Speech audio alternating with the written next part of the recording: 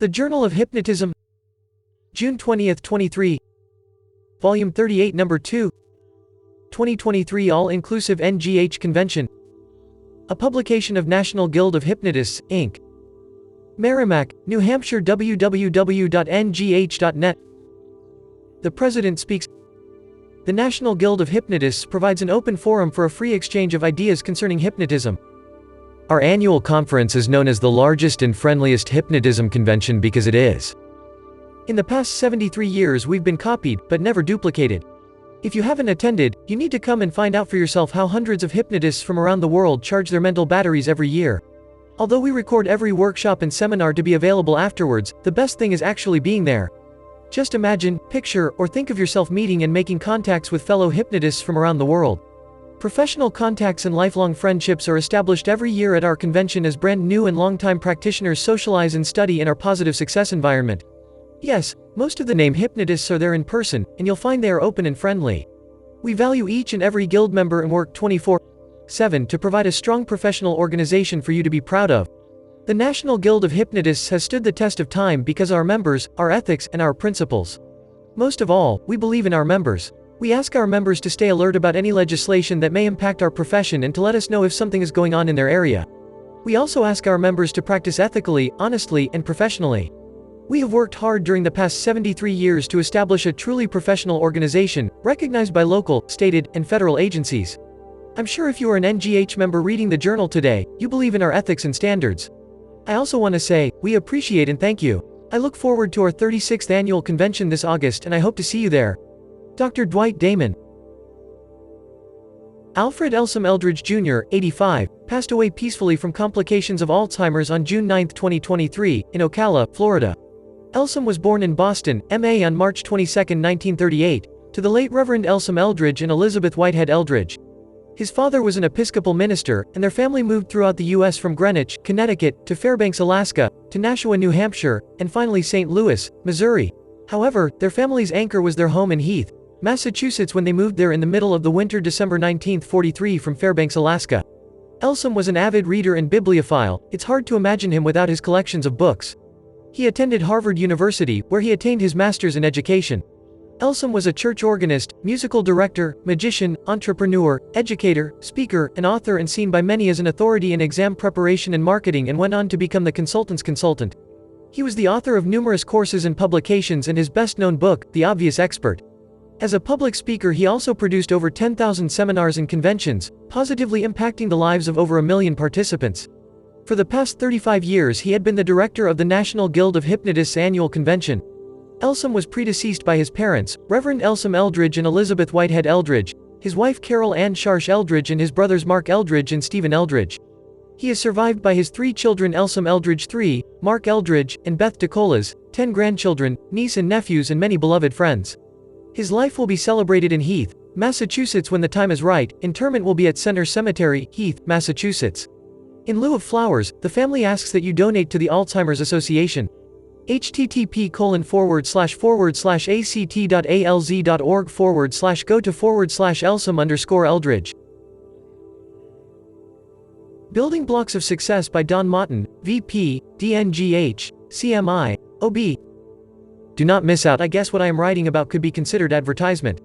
I would never address an issue if I wasn't totally convinced of the value. I am referring to this year's NGH convention. I tend to divide my colleagues into 3 categories. The first group is those who have less than 3 years of experience under their belt. Many of this first group may have never established a practice, either full or part-time. This first group might be in practice full-time. Analyzing this first group's need and want, more knowledge in our field is a no-brainer. I started my full-time hypnosis practice in Missouri, back in August of 1980. Every time that I am at the NGH convention, I think back to how fantastic it would have been for me if there was a hypnosis convention back in the 80s, as a newer hypnotist, having training from over 100 experienced hypnosis instructors, covering almost every topic in our profession.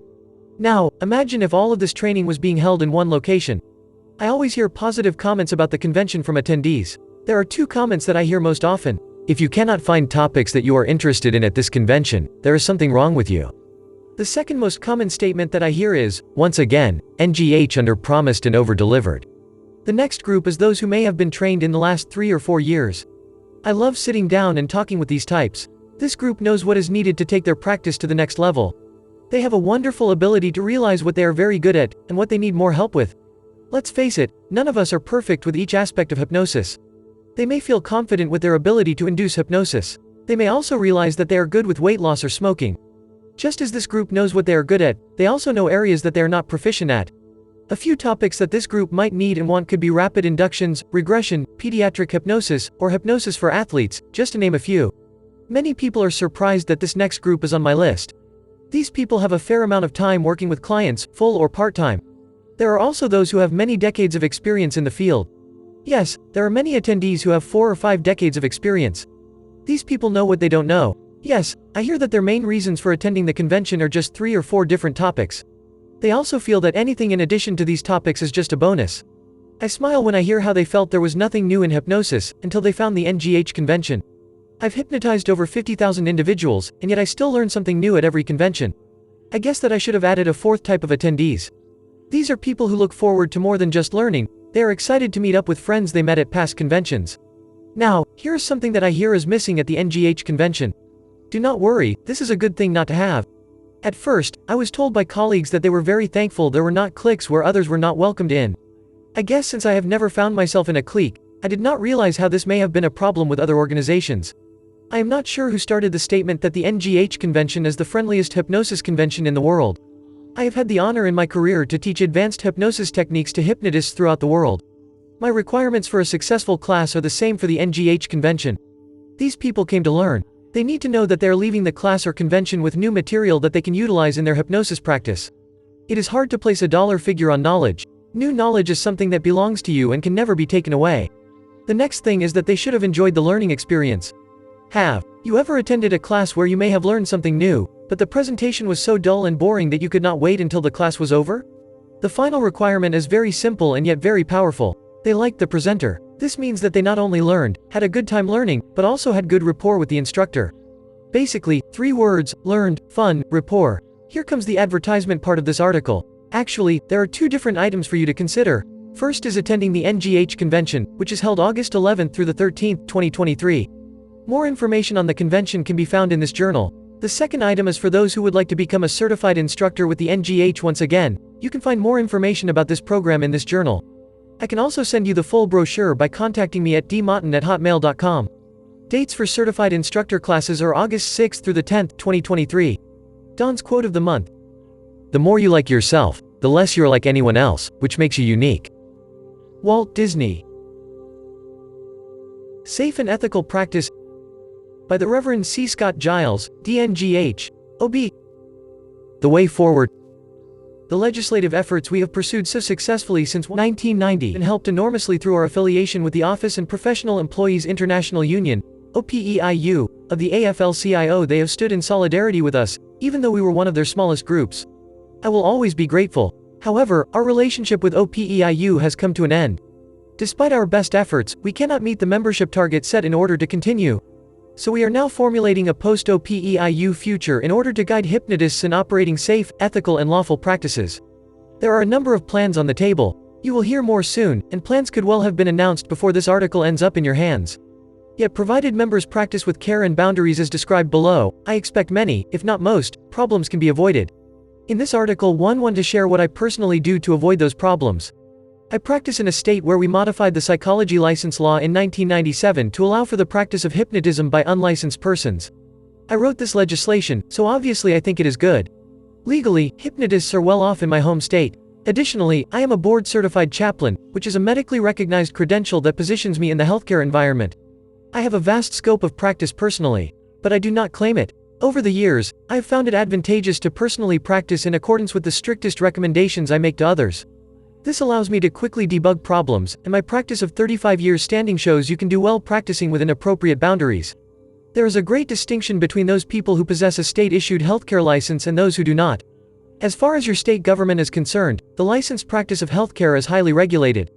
The mistake made by so many hypnotists in the past was to try to appear as a sort of junior psychologist, claiming to do psychotherapy. This led us into direct conflict with licensed healthcare professions who had practice protection law on their side. 95% of the problems we see with state governments are with hypnotists who got this wrong.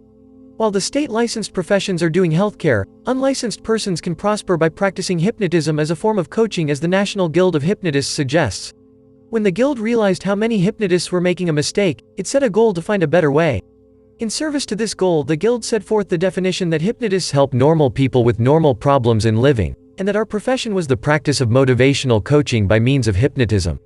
This took hypnotism out of the regulated space of healthcare and positioned it as a helping profession within the huge professional world of coaching. While psychology, counseling, social work and other forms of mental health work are regulated by state governments as healthcare, coaching is considered a form of commerce. Coaching is regulated in the same way any other form of commerce is regulated in your state, through zoning rules, a requirement for a local business license, etc. So long as the hypnotist stays on the right side of the healthcare versus commerce boundary, there are few if any problems. Additionally, the Guild created its standards of practice and recommended terminology. The standards, if followed, protect one from any accusation of misleading the public, and the recommended terminology avoids the use of any wording that even gives the appearance of doing healthcare. It has been said that good fences make good neighbors. With a clear boundary in place, we have found a way to coexist with the licensed healthcare professions. The many successful hypnotism practices around the nation are witness to this fact. In my own work, I identify my practice as one of hypnotic motivational and health coaching. I carefully follow the Guild standards and terminology. I have never had a problem despite having a national profile, and my practice has been supported by hospitals and wellness centers around the state.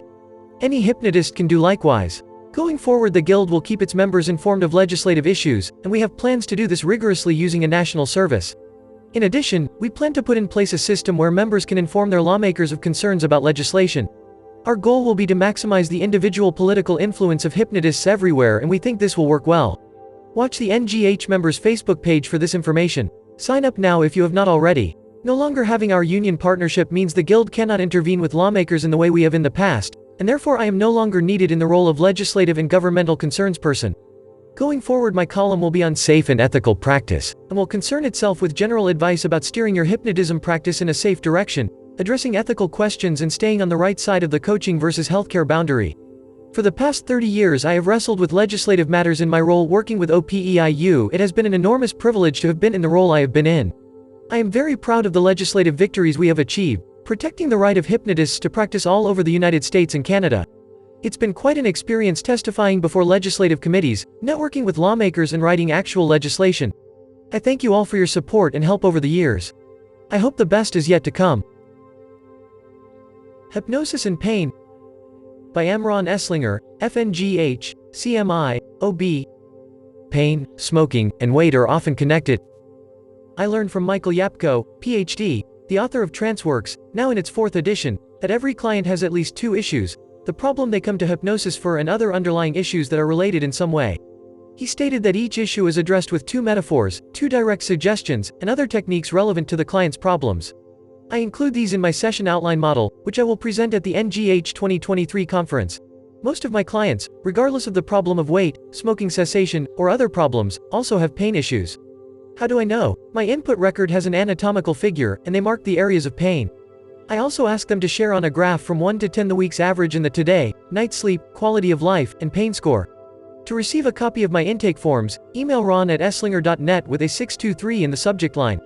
The 51-year-old client came for hypnosis to quit smoking on May 9, 2023, and her second of 4 sessions on May 11, 2023. She did not have a cigarette between sessions. She also reported sleeping much better and feeling more comfortable, even though I did not directly address the areas marked in the above figure.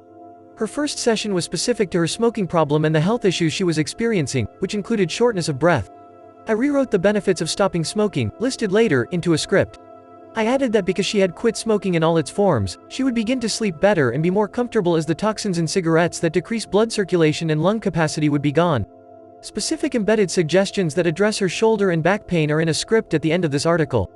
I do not request a physician's okay for the comforting suggestions I give to a client who doesn't directly address pain management as their problem.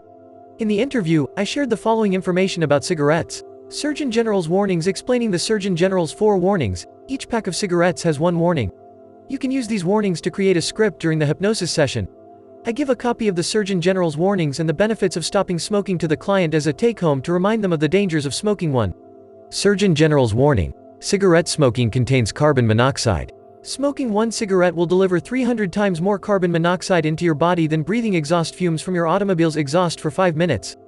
2. Surgeon General's warning. Smoking causes lung cancer, heart disease, emphysema, and may complicate pregnancy. It doesn't say maybe, or sometimes, or occasionally. The warning is very specific for these preventable diseases. 3. Surgeon General's warning. Smoking by pregnant women may result in fetal injury, premature birth, and low birth weight. 4. Surgeon General's warning. Quitting smoking now greatly reduces serious risks to your health. What it does not say is that by quitting, these diseases are reversible. Emphasize that the damages caused by cigarette smoking are reversible unless the client is in the late stages of cancer, heart disease, or emphysema. Research supports the regeneration of lung tissue from the damage caused by smoking. Educating the client about the benefits of stopping smoking, in most cases, is information not heard or not paid attention to in the past. The benefits listed below can be developed into a great script for the client, especially in those areas that may be personal to them. You can give the client a copy of the benefits of stopping smoking as a take-home. Benefits of stopping smoking within 8 hours, carbon monoxide level drops in your body, oxygen level in your blood increases to normal. Within 48 hours, your chances of having a heart attack start to go down, sense of smell and taste begin to improve. Within 72 hours, bronchial tubes relax, making breathing easier, lung capacity increases. Within 2 weeks to 3 months, circulation improves, lung function increases up to 30%. Within 6 months, coughing, sinus congestion, tiredness, and shortness of breath improve.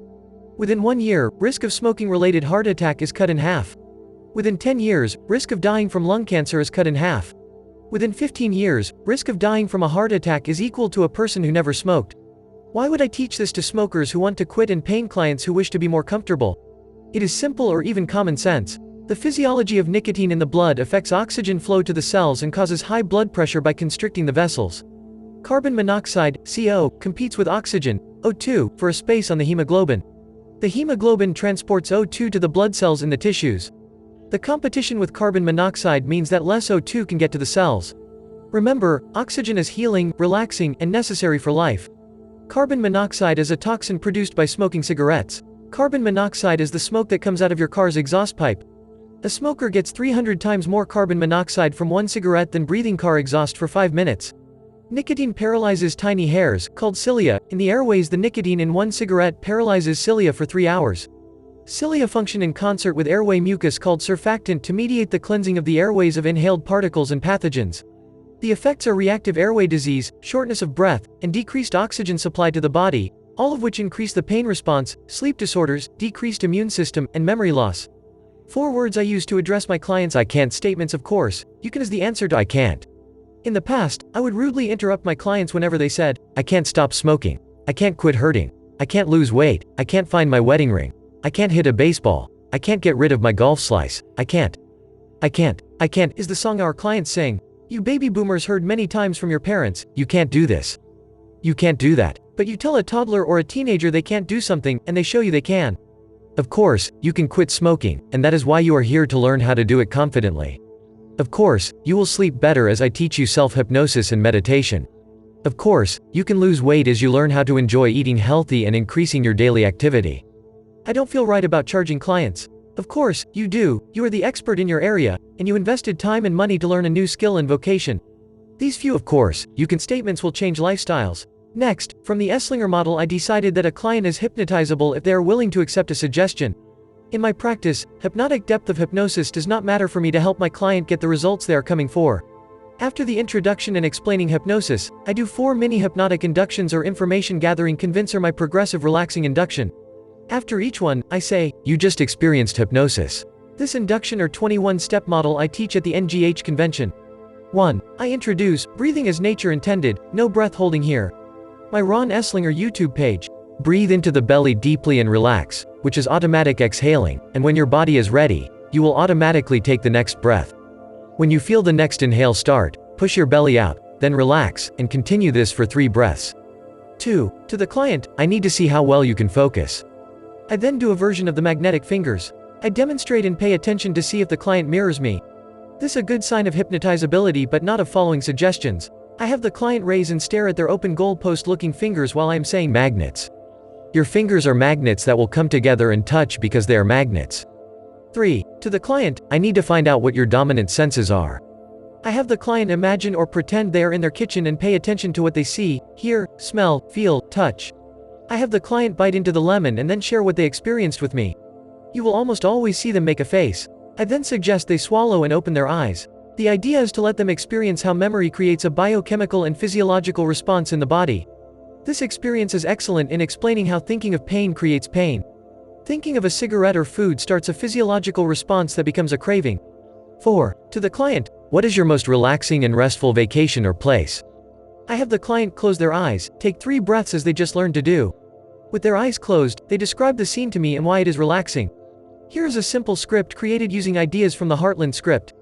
Quit smoking to increase comfort. Comfort suggestions are embedded. Because you quit smoking, you are physically stronger and fit daily. You are more alert, more wide awake, more energetic, and much more comfortable in your blank, back, hip, other. You may be surprised now that you have quit smoking every day. You are so deeply interested in whatever you are doing that you do not think about smoking. So deeply interested in whatever is going on that your mind is much less preoccupied with smoking and you are much less conscious of yourself having been a smoker, and your feelings toward cigarettes. Your body has already started repairing, making you more comfortable and calmer. Your nerves are stronger and steadier every day because you had your last cigarette. Your mind is calmer and clearer because you are no longer taking carbon monoxide into your brain from cigarettes. You are more relaxed, more tranquil, and your blank is more comfortable because you gave up the filthy, nasty habits of cigarettes. Now because you had your last cigarette, you think more clearly, you concentrate more easily, your memory improves, and you see things in their true perspective without allowing them to get out of proportion. You are in control. Every day you are emotionally much calmer, much more settled, and much more comfortable because you quit smoking. Every day you feel a greater feeling of personal well-being because you stopped smoking, a greater feeling of personal safety and security, more than you have felt in a long, long time.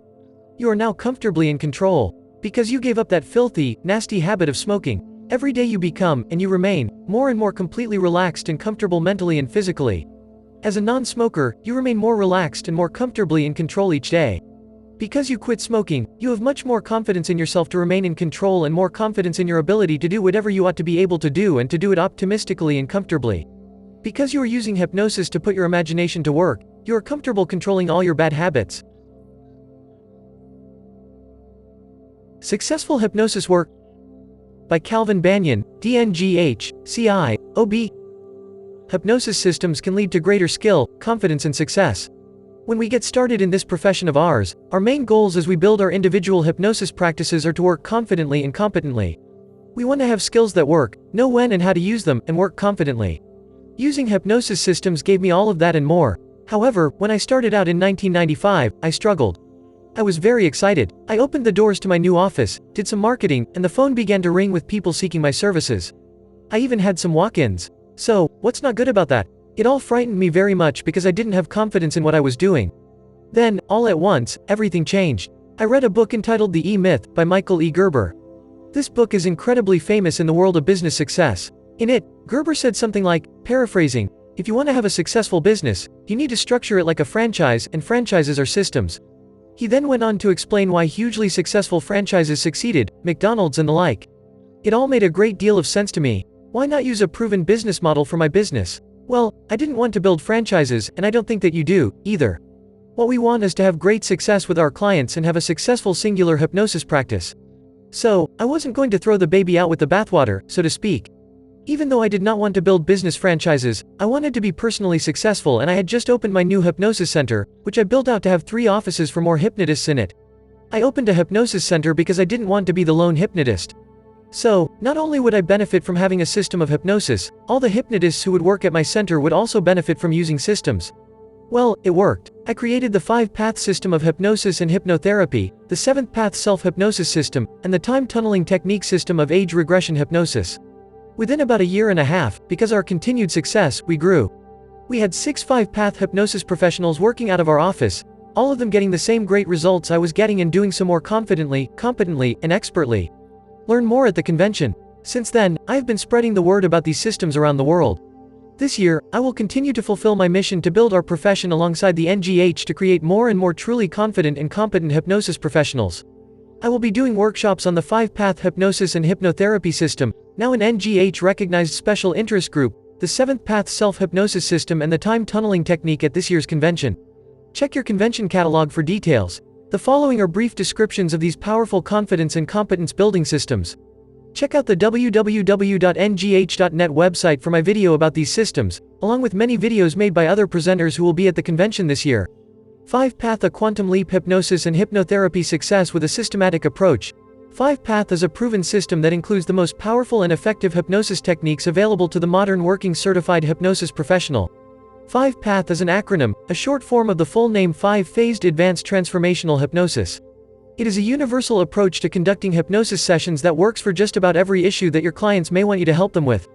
It typically takes 5 to 10 sessions to resolve those issues. The mind-body-spirit journey of 7th Path self-hypnosis begins. 7th Path self-hypnosis is a powerful insight-driven mind-body-spirit approach that you can use to incredibly benefit yourself and your clients. In fact, it can be used as a kind of silent therapy, where either you or your client do not have to talk about the past to resolve even some of the most stubborn issues. It is like an antivirus software program for the human mind. This powerful system of self-hypnosis is like no other. It finds old emotions, beliefs and patterns that have been holding you or your client back and neutralizes them. Break through your limits and your client's limits with the modern and effective time tunneling technique. Too many hypnosis professionals avoid using hypnotic age regression because they are not trained in it, or find it too complicated, or are concerned about dealing with a client's emotional past. The time tunneling technique overcomes all those concerns by providing you with a system of doing age regression confidently, competently, and most importantly, safely and effectively. In this workshop you will get an introduction to age regression and the opportunity to experience it in the privacy of your own mind. This has been a convention favorite every time I present it. I look forward to seeing you at the convention. Cal Banyan can be contacted by email using calbanyan@hypnosiscenter.com, by going to his website at www.calbanyan.com, or by phone 800-965-3390. Hypnosis Home Practice by Celeste Hackett, CI, OB. Something for the meantime. When clients come to see us, they are usually in a good deal of discomfort, and we all hope that they will get to feeling better right away, which they usually do if your techniques are very good. However, since we are often dealing with clients having sometimes many causes to problems, it's not uncommon for a client to call or text in between sessions and say something like, "I am really struggling with a lot of negative feelings here and we are several days from the next session. What should I do?" They may even say the self-hypnosis process you gave them, if you did give them one, isn't working. What do you do? Well, the first thing I do is to strongly encourage clients like this to do their self-hypnosis, because sometimes they are simply not doing it. Answer any questions they may have about their self-hypnosis practice, and make sure they are doing it correctly. You, and they, may be surprised that if they just do their practice or do longer practices, many different emotions can be relieved, so I always encourage that. But I will sometimes do something else, also, because you have to look at each client scenario on a case-by-case basis. Before we get to that something else thing, keep in mind as when clients are struggling they are super suggestible, so I will sometimes offer new suggestions to reset them, not in place of self-hypnosis, but in addition to it.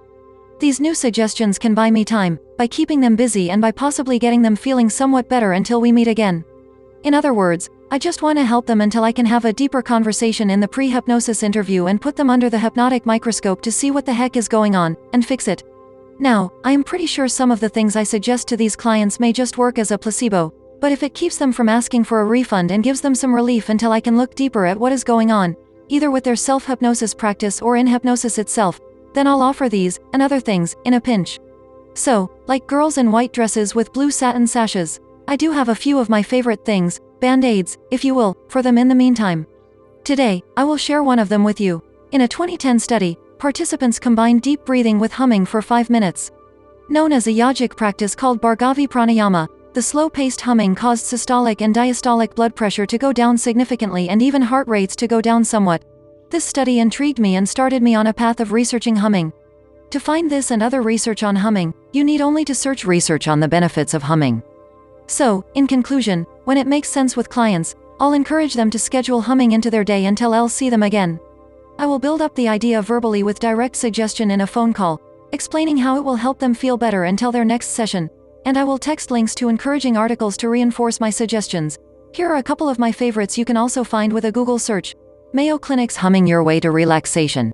https://connect.mayo.clinic.org/blog/living-with-mild-cognitive-impairment-mci/forward/news-feed-post/shapemagasines. This simple breathing technique could help fend off illness and ease stress. https://www.shape.com/lifestyle/mind-and-body/humming-immune-system.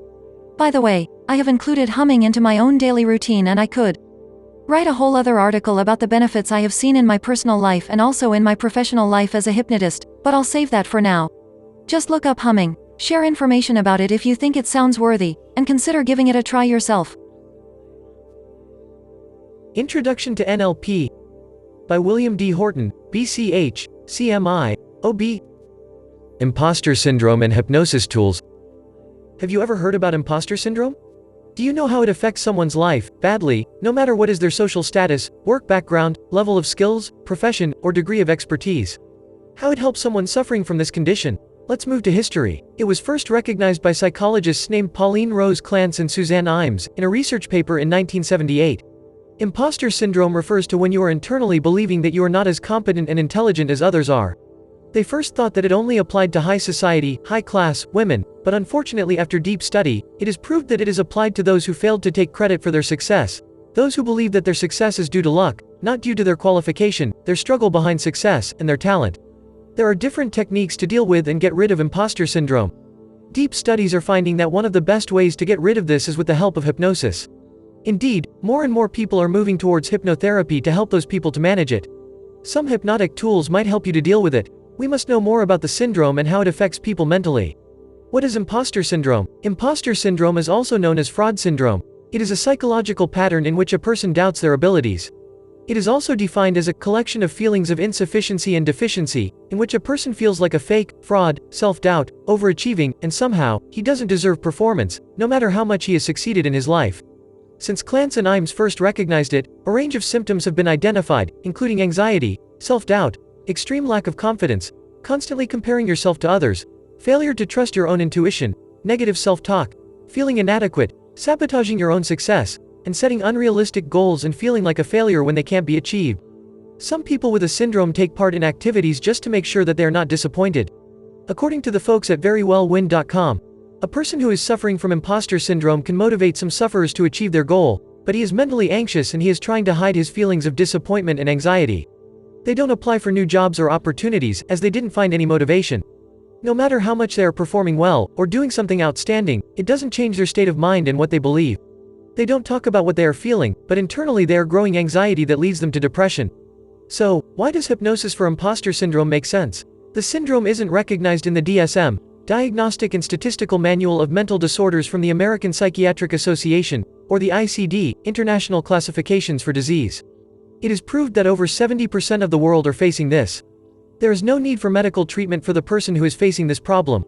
But the question is, why are people facing this problem? What is the actual cause of imposter syndrome? How to get rid of this problem? How to overcome it? Some researchers say that you might come from a highly achieved family that value high achievements. Researchers believe that it might come from the background where they were applauded and condemned in an equal manner. Taking a new role can trigger imposter syndrome, as he thinks that he is not capable of doing anything or he feels like he doesn't belong to this. In a new environment, he thinks that it is difficult to adjust. Maybe he is self-conscious being a new kid. Who is affected by imposter syndrome? Imposter syndrome appears in many different ways and has many personality traits. A few of them are listed below. 1. The perfectionist. These are the people who are not satisfied that they have done and what they are doing and how much they are struggling. They always feel that their work could be better, and instead of focusing on strengths, they reproach themselves for even the smaller mistakes. This may cause tension, which may lead to depression among colleagues. 2. The expert. These types have an ocean of knowledge and always want to learn more and more, but are not satisfied with their skills and certificates. Even though they have plenty of knowledge and skills, they always underrate their expertise. They will refuse to take a project unless they are sure they have all the skills regarding that project. 3. The natural genius. These types of individuals are naturally competent, as they are good at what they are doing. While facing a difficult task, if they fail on the first try they feel crushed.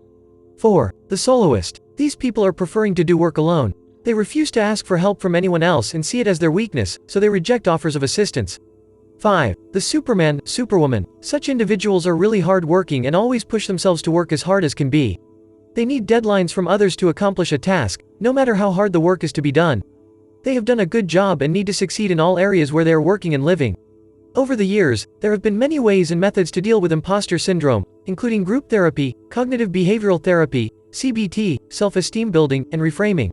Imposter syndrome is related to other psychological disorders, including stress, depression, and anxiety. The feelings experienced by a person who is suffering from imposter syndrome tend to go in rhythm. The more the person achieves, the more they feel they don't achieve and they don't deserve it. It is observed in many situations where people interact, but especially noticed in the work environment, a new or unfamiliar environment, a social platform in which new relationships are being formed, a family setting with high expectations, or the academic environment. There are 5 hypnosis tools available with brief explanations about how they might be used. These tools help anyone to deal with the sufferer. They include 1. Swish. In this technique, you have to ask a lot of questions to your client and you have to extract all the information from the client about themselves and feed it back to them in a positive way. It's a method in which we motivate our clients and try to rebuild their confidence level. During this technique, we feed our clients with positive ends and let them reattain their skills, confidence level, self-motivation, and successes. 2. Covert hypnosis. This method mainly focuses on the client's beliefs and ideas as a symbol of reality.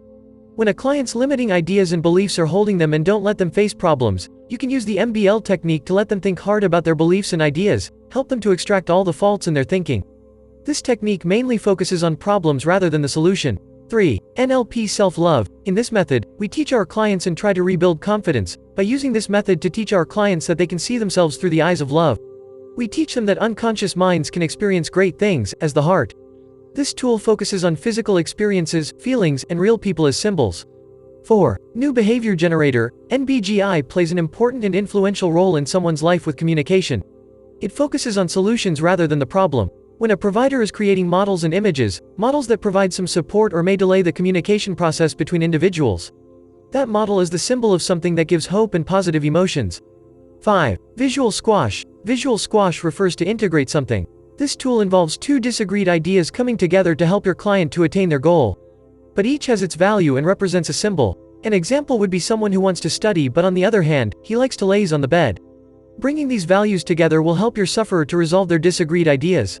As we deeply study imposter syndrome, it is based on anxiety and depression rather than independent facts. A person suffering from imposter syndrome might also face other signs. For example, self-doubt, lack of confidence, negative self-talk, feeling inadequate, sabotaging their success, comparing abilities with others, doubt on your abilities. These things make your work harder and will control your mind. But as Valerie Young says, it's okay to have imposter moments, but not to have an imposter life. NLP and hypnosis for imposter syndrome can help your client to regain their confidence level and identify their abilities by using tools. Constance G. Polinsky passed away peacefully in New Smyrna Beach, Florida on June 1, 2023, just a day past her 96th birthday. In the 1970s, Connie established the International Psychic Arts Research Foundation, a group of more than 40. She developed scripts for meditation circles and created the Hypnotechnology Center to further her hypnosis training. She trained as an electroencephalograph researcher to understand the effects words can have on the brain and body. Connie worked as a senior hypnotherapy counselor at the Daily Life Center in Flint, Michigan for 18 years. As a published author, Connie published many works. She was inducted into the Hypnosis Hall of Fame in 2000. She was recognized in 2010 by Cambridge Who's Who for demonstrating leadership and excellence in all her life's endeavors. Over the years, Connie has served as a presenter for the National Guild of Hypnotists, having first joined the DNGH in 1989, the Lydecker Institute, Chicago Professional Hypnotists, the American Board of Hypnotherapy and numerous other professional and nonprofit organizations. Connie was a dynamic lady. She was a force to be reckoned with and improved the lives of all who were fortunate enough to know her. Her laughter, bright smile and wisdom will be missed. She would ask not to mourn her death but instead celebrate her life. Speaking of Hypnosis, by Christian Skoorsmith, M.A., B.C.H., C.I. Payment in advance, in full. There comes a time in every consultation or initial interview about hypnosis services when the topic of price must be broached.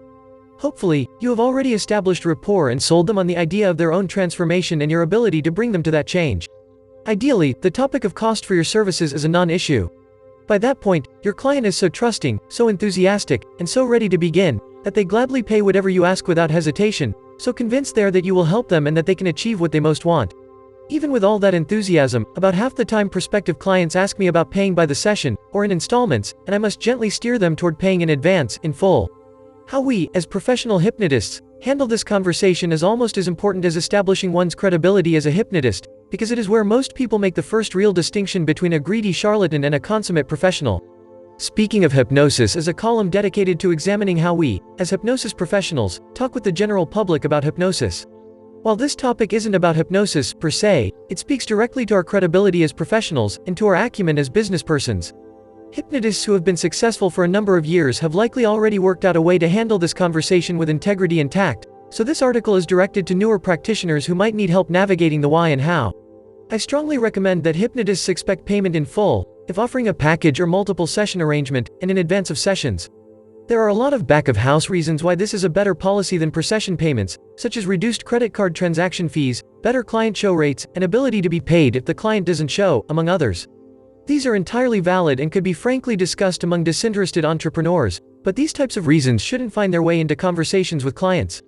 These reasons are cold, commodifying, and show a potential distrust of the client, and as such they would ruin rapport. At the same time, hesitancy or being unable to articulate solid reasoning when asked about payment options can also disrupt rapport, at best making the hypnotist seem amateurish and at worst scheming to fleece the client at first opportunity. Having a well-prepared, fluid, graduated response is essential to turning this potentially awkward conversation into another validation of one's professionalism and skill. I say graduated response because one should aim to resolve this question, and any potential doubts it implies, at the lowest possible level of disarmament. I usually introduce the topic simply assuming full payment. After looking at calendars and scheduling the sessions, I simply say, "And how would you like to pay for this?" I find this is often enough context to establish payment right then without further discussion. If there are questions about installments or a preference to pay session by session, at first blanch I am breezy and nonchalant, "It is best to pay all at once." If pressed, I maintain the light, easygoing manner, "It is ideal to pay it all up front. That way, it is done and out of the way, we don't have to think about it or chase it every week." Sometimes, clients will sense in my nonchalance an opening for negotiation. Occasionally some will express surprise, even feigned offense, at the expectation to pay for a service in advance. This is the first real test of the hypnotic relationship. Will they take my direction, and do I have what it takes to coach them? Can I set clear boundaries and expectations that are both reasonable and achievable, and give them an opportunity to rise to the occasion? Again, my response is graduated, still confident and casual but a note more insistent. My demeanor says this is how it always is. This is how it is done. This is how we will do it. It isn't a big deal, a surprise, or even noteworthy. I might gently explore what the source of any hesitation is. Sometimes there is the concern if it doesn't work or they don't like it, that they will lose their money. It is easy for me to comfort them. We'll know pretty quickly if it isn't working, and if we decide to stop, of course I won't make you pay for sessions you haven't had. I'll simply refund that money. Again, breezy and casual, as if to convey that this is not worthy of concern. I am a professional and do this all the time. I am very confident about my business practices and hypnosis techniques. If it needs clarification, I'm not here to simply take your money. I want you to succeed. Usually, this is enough to assuage them and establish the expectation. Honestly, the biggest challenge is not jumping into the awkward silence as the client processes and considers the opportunity, or perhaps is mentally juggling money and priorities, a legitimate concern for most of us. Don't rush to solve the problem for them. I remember Erica Flint advising me, when I was first starting out, to simply lay down the line. "I require payment to schedule your appointments." Courteous but firm, hold the line, say it again, if you must. Don't elaborate or justify it. Maureen Banyan often gives whole presentations on the art of scheduling with full payment in advance, and says with iron resolve to prospective clients who are hesitating, "It sounds like you might not be ready for this." Then she waits for them to make the counter-argument themselves. Occasionally, some clients will press further still. Perhaps it is my personality or my professional persona, but at these times I like to be able to present a rational and extended justification. Or, at the very least, have it in my back pocket to steel my resolve. To bolster my confidence with remembering I have good reasons for respecting this personal and professional boundary. If it comes to it, I have a two-pronged explanation about why I expect payment in full and in advance of sessions. It is, like all communication with clients should be, crafted to not only inform and dispel objection, but also to build rapport and client confidence in me and my professional acumen. One prong of the reasoning is for the client, and the other is for me. This has the benefit of equalizing the relationship, demonstrating our shared investment and partnership, lifting up my professional concern for the client's welfare, as well as establishing that I have strong boundaries, modeling an important assertiveness, not aggressiveness, for my client that they will have themselves, if they agree to follow my instructions. First, we do not want there to be any, even slight, encouragement for this work to not be successful. I wouldn't want a client to subconsciously subvert themselves. We don't want there to be a financial incentive for hypnosis to be unsuccessful or unsatisfactory. If there is an unpaid balance for future sessions, there is the possibility of a subconscious reason for the work not to be valued, or effective, or successful, since stopping hypnosis before paying for future sessions is kind of like saving that money. Rationally, consciously, of course, this might seem silly, but I want to eliminate even the slightest chance of disruptive rationalizations or negative suggestions. It is important, when presenting this client-centered reasoning, to depersonalize it. Do not use second-person you language, even in the hypothetical or rhetorical sense. We don't want to plant a waking suggestion for subconscious resistance. Speak explicitly in the third person, about a client or someone. Even the first-person plural we is getting dangerously close. Frankly, in my experience, it has never benefited a client to pay session by session. If payment by the session has had any effect, it has always been a detriment to the success of the client. I want every inducement for my client to succeed. Requiring payment in full and in advance is for their benefit. Which brings me to my next point. Second, when we schedule an appointment time, I cannot, obviously, schedule another client at that time. That date and time is reserved entirely, exclusively for that specific client. When I have a series of appointments with a client on my calendar, I have a genuine personal, professional, and financial investment there. I have money on the table. I have skin in the game. I am all in on our work together and on my client's success. My client must be equally invested in their own success. If a client isn't as invested in their own success as I am, perhaps this isn't the right time for hypnosis, or I'm not the right hypnotist for them to be working with. Payment in full and in advance is essential for equal footing between me and my client. We need to be partners in this work. I am fully invested in my client's success, and I am willing to put my time on the line to make it happen. But I can't do it by myself. I need my client to be equally committed, equally invested, for their own sake. As hypnotists, even ones just starting out, we must value our time, training, and abilities enough to reserve them for clients who will equally invest themselves in the success of our work together. It rewards no one to spend our energies on people who don't show up, either metaphorically or literally, for our sessions. It is a waste of everyone's time and energy. We must value our clients' time enough to be able to say, maybe you're not ready right now. Maybe this isn't the time for you to be doing this. Everything about our practice should say I care more about your personal, individual success than I care about the money that will exchange hands. If we cannot establish the foundation of work together as the mutual commitment of both parties, then we should not be wasting our time and our clients' money. There is an entirely selfish rationale for this. As hypnotists, our businesses live or die on our reputation. When we are unsuccessful with a client, it could hurt, sometimes a negative online review, sometimes word of mouth, and obviously never helps us. One fewer success story talking to their friends about how profoundly helpful you were. If we, even in our beginning desperation to get clients simply to pay the bills, accept subpar clientele, we will have subpar results. And that is more destructive to a hypnosis practice than struggling financially one more month. I don't think we need to lay this rationale out to clients. I say this simply to bolster your resolve to not accept clients who aren't ready to do the work, who aren't willing to invest in the work, who aren't able to commit to showing up. Do yourself a favor. Do them a favor. Don't sign them up. Requiring payment in full and in advance is the first real litmus test. It is a filter of coachability. If the client cannot reach this bar, it is best for both of you to know right then. As the coach, of course, your role is to expect their ability, foster their confidence, empower them to be able to take the steps and make the leaps to their success.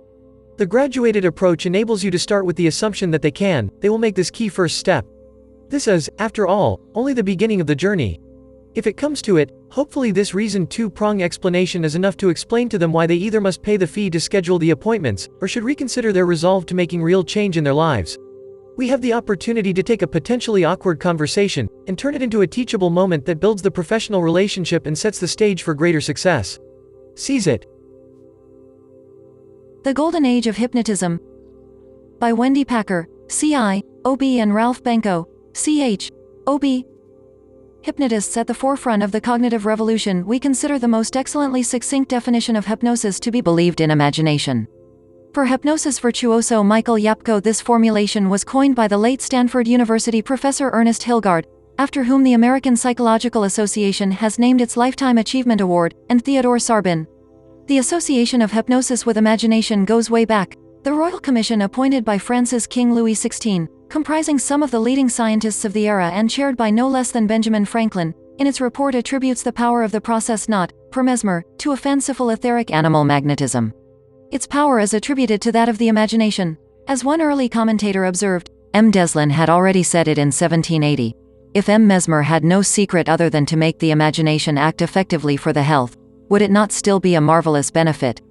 For if the medicine for the imagination were always to be the best, why should we not practice the medicine of the imagination?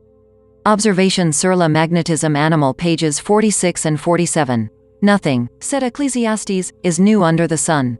Our modern savants simply are rediscovering the power of placebos to effect real cures with a sugar pill coupled with the power of suggestion of white coats and a doctor's authoritative-sounding words. As Michael Spector, quoting pioneer researcher and alternative medicine practitioner Ted Kapchuk in The New Yorker in The Power of Nothing, I had great respect for shamans, and I still do. I have always believed there is an important component of medicine that involves suggestion, ritual, and belief, all ideas that make scientists scream. Still, I asked myself, could I have cured her? How? I mean, what could possibly have been the mechanism? At the time, few serious scientists would have entertained such questions, let alone allowed words like ritual and belief to seep into a conversation about medicine. Placebos had a bad name, which is not surprising, since they have been used primarily to deceive people. In clinical trials, if a drug and a sugar pill produce similar results, the drug has generally been considered worthless. But the definition of medical treatment is changing, and so are attitudes about placebos. This year, Harvard created an institute dedicated wholly to their study, the Program in Placebo Studies and the Therapeutic Encounter. It is based at the Beth Israel Deaconess Medical Center, and Kapchuk was named its director. He has already recruited leading researchers from around the world, in disciplines as diverse as neuroanatomy and semiotics. The program was formed to explore an idea that even 20 years ago would have seemed preposterous: that placebos, given deliberately, might be deployed in clinical practice. As medicine, all that these researchers need to strike gold is to engage some proficient hypnotists in their studies. All this raises the further, really fundamental, question: what is imagination? Andrei Vyshetsky recently, publishing at The Conversation, has some fascinating and useful insights on this essential question. Imagination involves creating a mental image of something that is not present for your senses to detect, or even something that isn't out there in reality somewhere. Imagination is one of the key abilities that make us human. But where did it come from? I'm a neuroscientist who studies how children acquire imagination. I'm especially interested in the neurological mechanisms of imagination. Once we identify what brain structures and connections are necessary to mentally construct new objects and scenes, scientists like me can look back over the course of evolution to see when these brain areas emerged, and potentially gave birth to the first kinds of imagination. Ellipsis. When did our species acquire the ability of prefrontal synthesis? Every artifact dated before 70,000 years ago could have been made by a creator who lacked this ability. On the other hand, starting about that time there are various archaeological artifacts unambiguously indicating its presence: composite figurative objects, such as lion man, bone needles with an eye, bows and arrows, musical instruments, constructed dwellings, adorned burials suggesting the beliefs in afterlife, and many more. Multiple types of archaeological artifacts unambiguously associated with prefrontal synthesis appear simultaneously around 65,000 years ago in multiple geographical locations. This abrupt change in imagination has been characterized by historian Yuval Harari as the cognitive revolution. Okay, we evolved this superb ability to imagine things about 65,000 to 70,000 years ago. That said, what is it exactly? Writing in Applied Neuropsychology, Child Doi, 10.1080/216-229-65.2020. 175-87-0-0. Vyshetsky and his colleagues inventory voluntary, as distinct from involuntary, such as dreaming, imaginative faculties. The notion about a special type of imagination different from dreaming and spontaneous insight, which is possibly unique to humans, has been entertained by many scientists.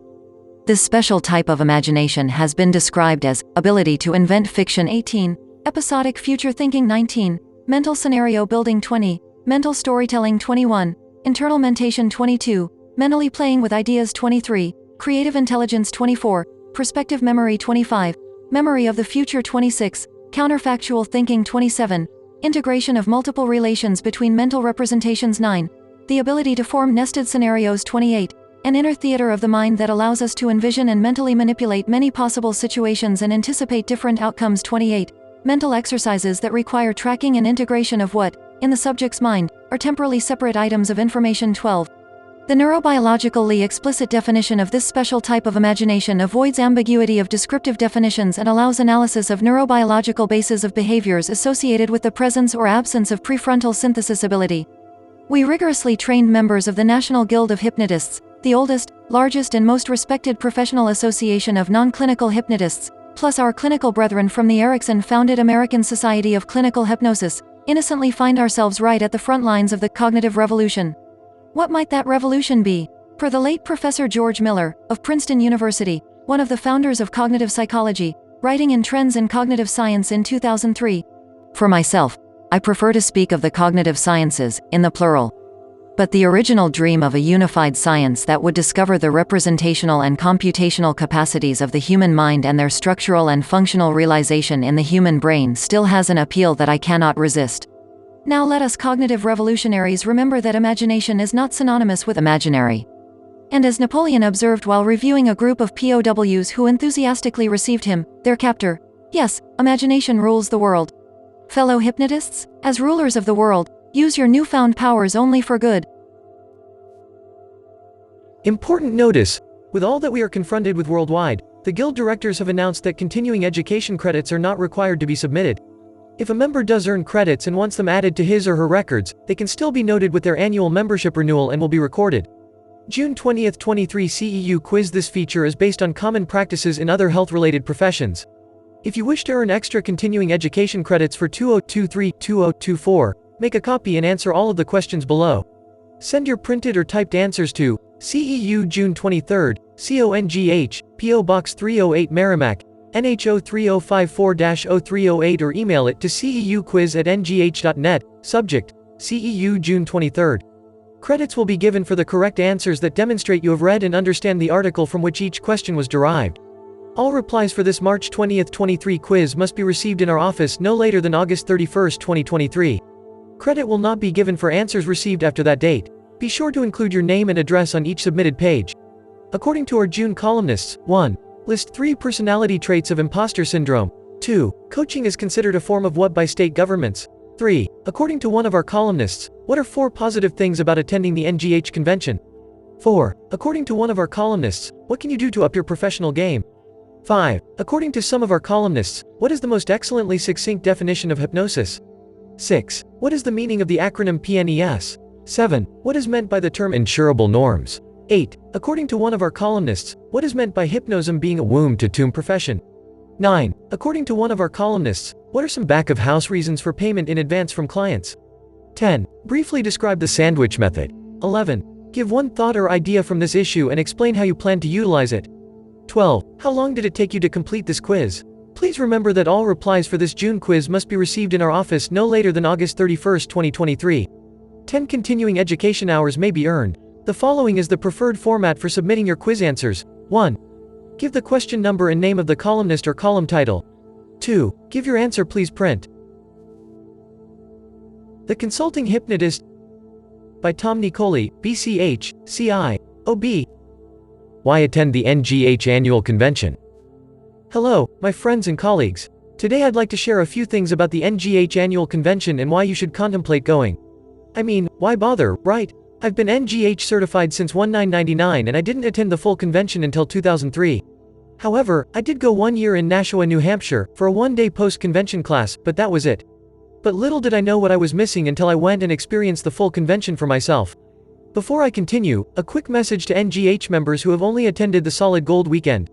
Though Solid Gold is a wonderful event, it's like a small appetizer to the meal. The annual convention in August is the appetizer, entree, dessert, and coffee to follow. So please think about coming out to Massachusetts in August to see what's going on. As it's known in marketing, there are always 2 questions to answer about something being offered and especially sold. 1. What's so good about that? 2. What's in it for me? World War I FM. Okay, let's look at what's so good about attending the NGH convention. Learning. As I said, I've been certified since 1999, have other certifications and have taught and sat in many classes, seminars, and workshops, not to mention the stacks of books I've read. I realize I've learned a lot along the way, but there is so much more to learn. And as a coach to practicing hypnotists and as a hypnotist still in practice, it's my responsibility to keep learning and applying what I learn. The learning is not only in the seminars and workshops during the 3-day event, as well as the pre-convention and post-convention classes. I have, and you can too, learned a lot in between classes hanging around other members and talking shop, sharing techniques, experiences with clients, marketing ideas, and more. I've even had people taking notes on bar napkins as we sat and enjoyed a beverage as I freely share whatever anyone wants to know. Listen, there is no better way to learn than being immersed in such an atmosphere of learning and sharing. And you will find NGH members open and welcoming, as well as supportive, if this is a new experience for you. Imagine what it would be like to be around hundreds of like-minded people that you can openly talk about what you do as a hypnotist, something we can't do with the regular folk we all know. Camaraderie. When I took the NGH certification course in early 1999, I was watching video cassettes with Will Horton, Jerry Kane, Marks Howell, Don Mottin, and other prominent and well-known members. It wasn't long before I was welcomed in by all of them. Actually, it was right away, at the first convention I attended. I really had no idea what I was missing by not going those first few years. And since then, the only 2 times I missed the annual convention was first due to an eye accident when I fell face first on a glass and oops, no more left eye. And then 3 years later, my face experienced Bell's palsy and I couldn't talk. Other than those slight interruptions, I'm there. Value. There's lots of value in what I've already shared, but here's the biggest value there is. You. The greatest investment you'll ever make is in yourself. And what you learn can never be taken from you. Attending the DNGH annual convention contributes to your personal and professional development. You learn what will help you become a better hypnotism practitioner, and you also get to recharge by being around such positive energy and good people. Fun. Let's face it, if you know me then you also know I love to have fun. And there's fun to be had at the convention. There are serious seminars and workshops where you get deep into learning, and there are also some that are fun. We also have the Saturday night award banquet and dancing afterwards. I can attest to the fact that we have a lot of fun that night. And the local area has been built up a lot in recent years and offers a variety of things to do when classes are over.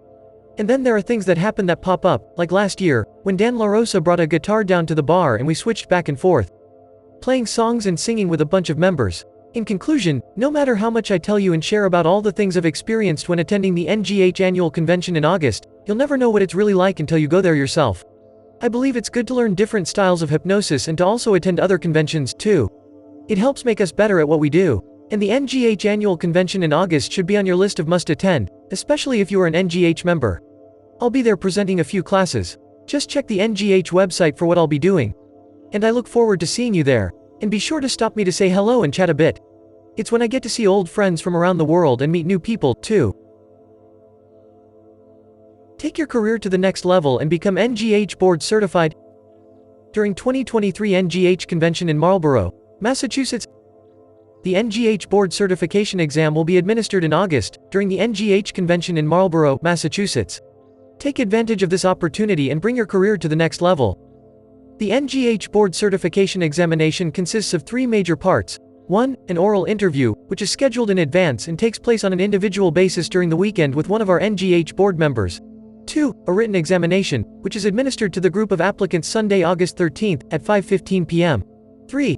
The applicant must write and submit a minimum 1,000-word hypnosis paper, suitable for publication in the Journal of Hypnotism or Hypnogram. DNGH board certification requirements. Must be an active member of the DNGH at certified level for a minimum of 1 year. Must write a minimum 1,000-word hypnosis paper suitable for publication in the Journal of Hypnotism or Hypnogram. Must be in active practice or using hypnosis as an adjunct to another profession for a minimum of 1 year. Must be of good moral, ethical character, with no criminal record, and meet the educational standards of the DNGH. Must pass a written examination. Must complete an oral interview. Must submit 2 written character references, non-family. Fees are as follows. A $25 non-refundable application fee is charged upon receipt of application, and then actual examination fee of $250 is due before taking the exam. Total $275. Would you like us to send you an application form? Please email with your postal address to ngh@ngh.net. Administered by Maurice Kershaw, M.A., DNGH, OBNGH Board Certification, BCH Chairman DNGH Hall of Fame. Maurice Kershaw is a hypnotherapist and college professor in Montreal, Canada, and has been in the hypnosis field since 1952, when he founded the Canadian Institute of Hypnotism, a full-service therapy center. Mr. Kershaw taught full credit courses of DNGH since 1952. He is chairman of the DNGH Board Certification Committee and recipient of the Rexford L. North Trophy for 2001. Inducted into the DNGH Hall of Fame 2022. DNGH Summer Institute, Pre-Convention, August 6 through 10th. Each all-day and multi-day pre-convention DNGH Summer Institute course provides an opportunity to learn techniques and explore topics in depth. Each intensive course is a separate learning opportunity. Registration is separate from and not included in the convention registration fee, except where otherwise noted. All participants registered for the full 3-day DNGH 2023 convention are eligible for a $50 discount on each pre-convention course except for Course number 151 and 152. Visit www.ngh.net for more details. Sunday through Thursday, August 6 through 10th. Course number 151, Train the Trainer Instructor Certification Course with Don Mottin, DNGH, CMI, OB. This 5-day intensive course is designed to train professionals to teach the Guild's course in hypnotism. Learn the most effective ways to provide your students with all the information and understanding to become a certified DNGH hypnotist through hands-on performance method of teaching. During the training, an approach is conveyed where the opportunity exists for you to gain confidence as an instructor by practicing and teaching with other students. The primary objective is to teach and train you in all aspects of hypnosis and its applications as thoroughly, scholarly and completely as possible. Complete convention registration included. Tuition $2,150 includes convention Sunday through Sunday, August 6 through 13. Course number 152, Consulting Hypnotist Certification Course with Patricia McIsaac, LPN, DNGH, CMI, OB. Become a certified consulting hypnotist, recognized, registered and certified by NGH. Explore a whole new career as a highly respected professional. Learn how to use hypnotism to increase your self-confidence and potential. Gain self-satisfaction and gratification by helping others. Master the techniques of visualization and self-hypnosis. Improve your own life, help others, and open new doors in an unlimited field. Once completed, you will be qualified to be considered for certification. Course consists of discussions, demonstrations, case studies, simulations, role-playing activities, exercises, homework, and tests. Complete convention registration included. Tuition $1,595 includes convention Tuesday through Thursday, August 8 through 10. Course number 131, The Ultimate Stage Hypnotism Workshop with Tommy V. CI. OB. Create additional streams of income to your practice by becoming a stage hypnotist. Discover the details and secrets that turns a good show into a great one. Proven techniques will be demonstrated and explained in simple, easy-to-learn terms. Whether you are a seasoned professional or a novice, this workshop can enhance your career on stage and in your practice. Discover dynamic introductions, inductions and routines that kill audiences. Receive personalized hands-on training and supervised practices that will assist you in developing your very own style and show. Tuition $800 Wednesday through Thursday, August 9 through 10. Course number 121, Pain Management Certification with Ron Eslinger, RN, CRNA, FNGH, CMI, OB. Learn the pain-brain connection. Add the tools and techniques of cell memory. Visit pain as a metaphor, how to create effective individualized scripts, and you become the expert in pain management. The purpose of this deeper and more intensive training program is to provide you with a deep consideration for taking your skills to the next level. This intensive includes video case presentation with discussion, practice sessions, skill building, clinical exercises, live demonstration. Learn to handle the most common pain scenarios including back pain, headache, fibromyalgia and phantom limb pain. You will receive hundreds of scripts, articles, client forms, etc. Tuition $375 Thursday, August 10th. Course number 111, The Perfect Pair, Emotional Intelligence Coaching and Hypnosis with Amber Cox, BCH, CI. OB. Learn how to use this model to approach other businesses and organizations as well as offer personal development coaching. This one-day intensive workshop will give you a complete rinse and repeat system that incorporates and enhances all your current skills. Systems are proven to support successful outcomes without one for you, and your client goals are difficult to reach and more so to maintain. Tuition $225. Course number 112, IBS, Gut-Directed Hypnosis with Jean LJ, PhD, MS, MCT, CI and Jennifer Patterson, DO, MMH, CH. Gut-directed hypnosis offers numerous benefits for individuals suffering from irritable bowel syndrome. It is a flexible, less expensive, drug-limited with long-term benefits.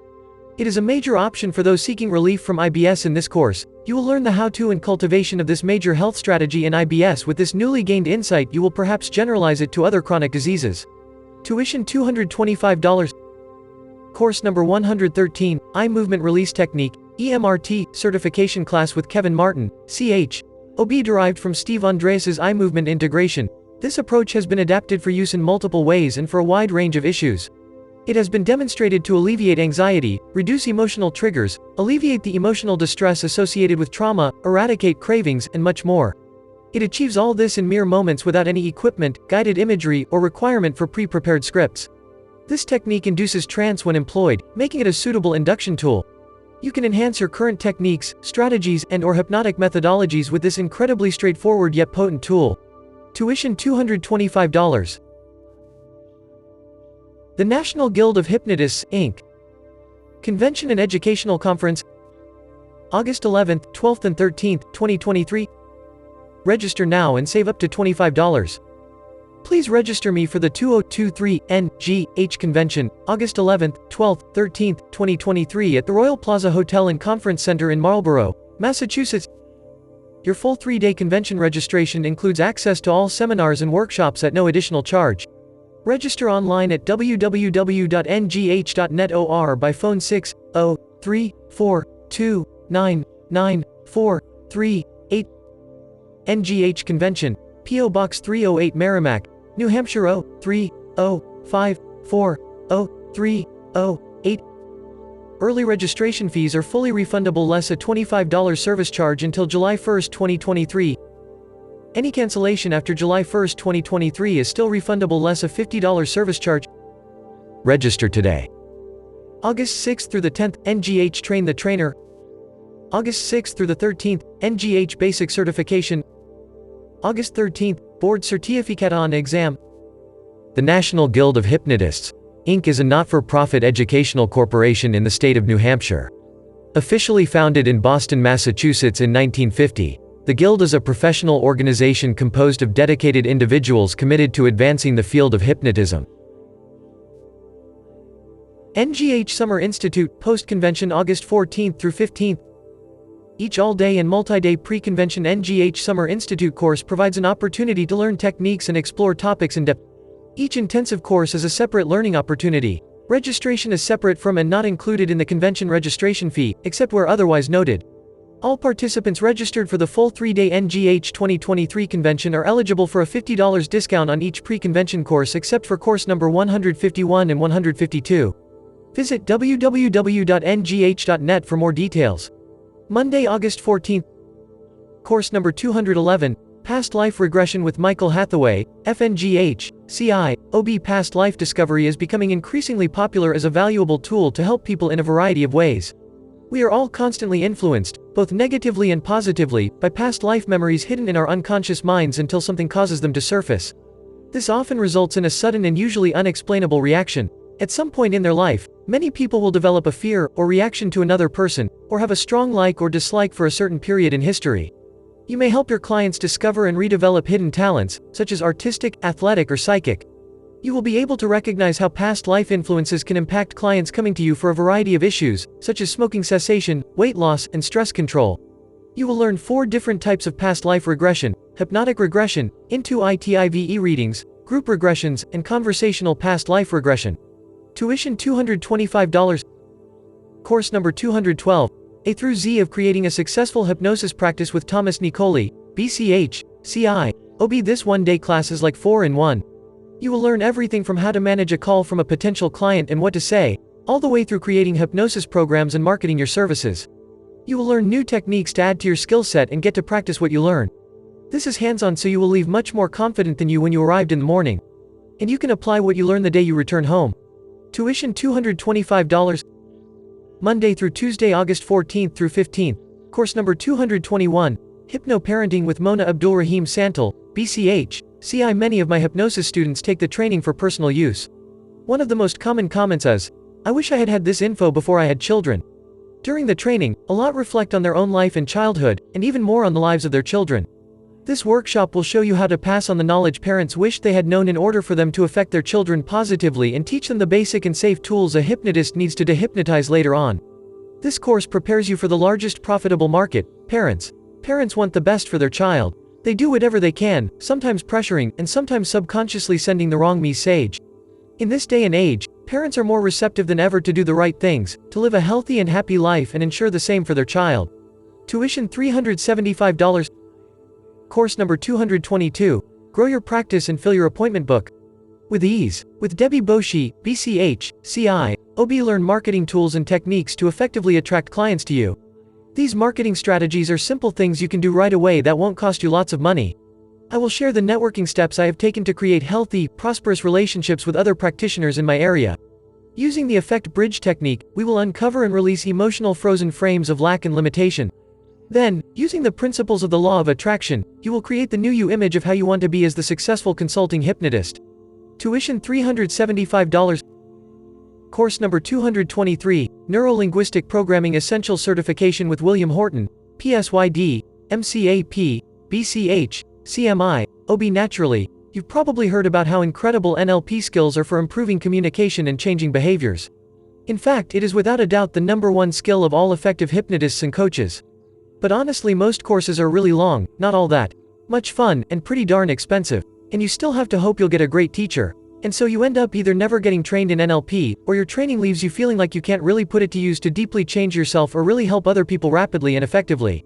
Neither of those outcomes is good. That's why I created this course, NLP Essentials. I make it super easy for you to learn the essentials of NLP with small bits of techniques, waking hypnosis, and personal experiences all in a fun-paced class. At the end of this power-packed 2-day intensive course, you'll be well equipped to start making a real difference in your own life, or help others. Tuition $375. Deepening by Reverend Timothy Jones, FNGH, CI, OB. Hypnosis or meditation. Differently the same? No matter what science says, some people will continue to insist there's a real difference between hypnosis and meditation. As an experienced practicing hypnotherapeutic and counseling professional, like Colonel Potter in MASH used to say, horse puppies. Don't believe them. Rather than becoming caught up in exaggerated warnings about the supposed negative aspects of hypnosis, know that meditation cannot be achieved without the support of a state of hypnosis. This fact has been recognized in the medical community. However, the perception of hypnosis has been distorted by Hollywood's portrayal of Svengali-like characters, by stage hypnotists posing for pictures with outstretched arms and penetrating gazes, and by the propagation of myths by righteous individuals endeavoring to deliver their own message regardless of science. The evils of a Sunday sermon. It's ironically amusing to hear individuals roundly condemn hypnosis by thundering on how it's the work of the devil, yet in their next breath praise the effectiveness of last Sunday's sermon at church. When we deliver a sermon or funeral service, we purposefully guide the congregation into a state of focused attention, as do all public speakers, to embed a positive, healing message. Understand too that language has always been a means of influencing individuals' thought processes, no matter how delivered. How are they differently the same? Hypnosis and meditation are two distinct practices that share a lot of similarities. They both involve altered states of consciousness, focused attention, and relaxation.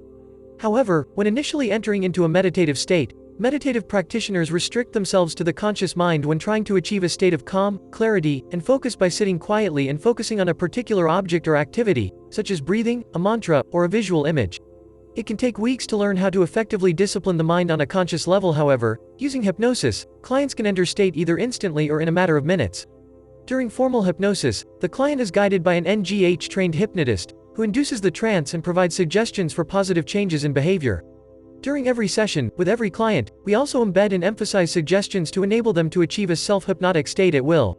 We know that hypnosis can be used for a variety of purposes, including smoking cessation, weight loss, pain management, anxiety reduction, or phobia elimination, and to evoke the same emotions as visited in meditation. Like hypnosis, meditation can be done alone or in a group, and practiced for spiritual, health, or psychological benefits. The path of meditation. Meditation can induce various brain states depending on the specific type of meditation practiced. However, one common brain state that is associated with meditation is the alpha state. A person who takes time out to reflect or meditate is usually in an alpha state, the relaxed state of consciousness characterized by brainwave patterns that are slower and more synchronized than those present during normal waking consciousness in beta.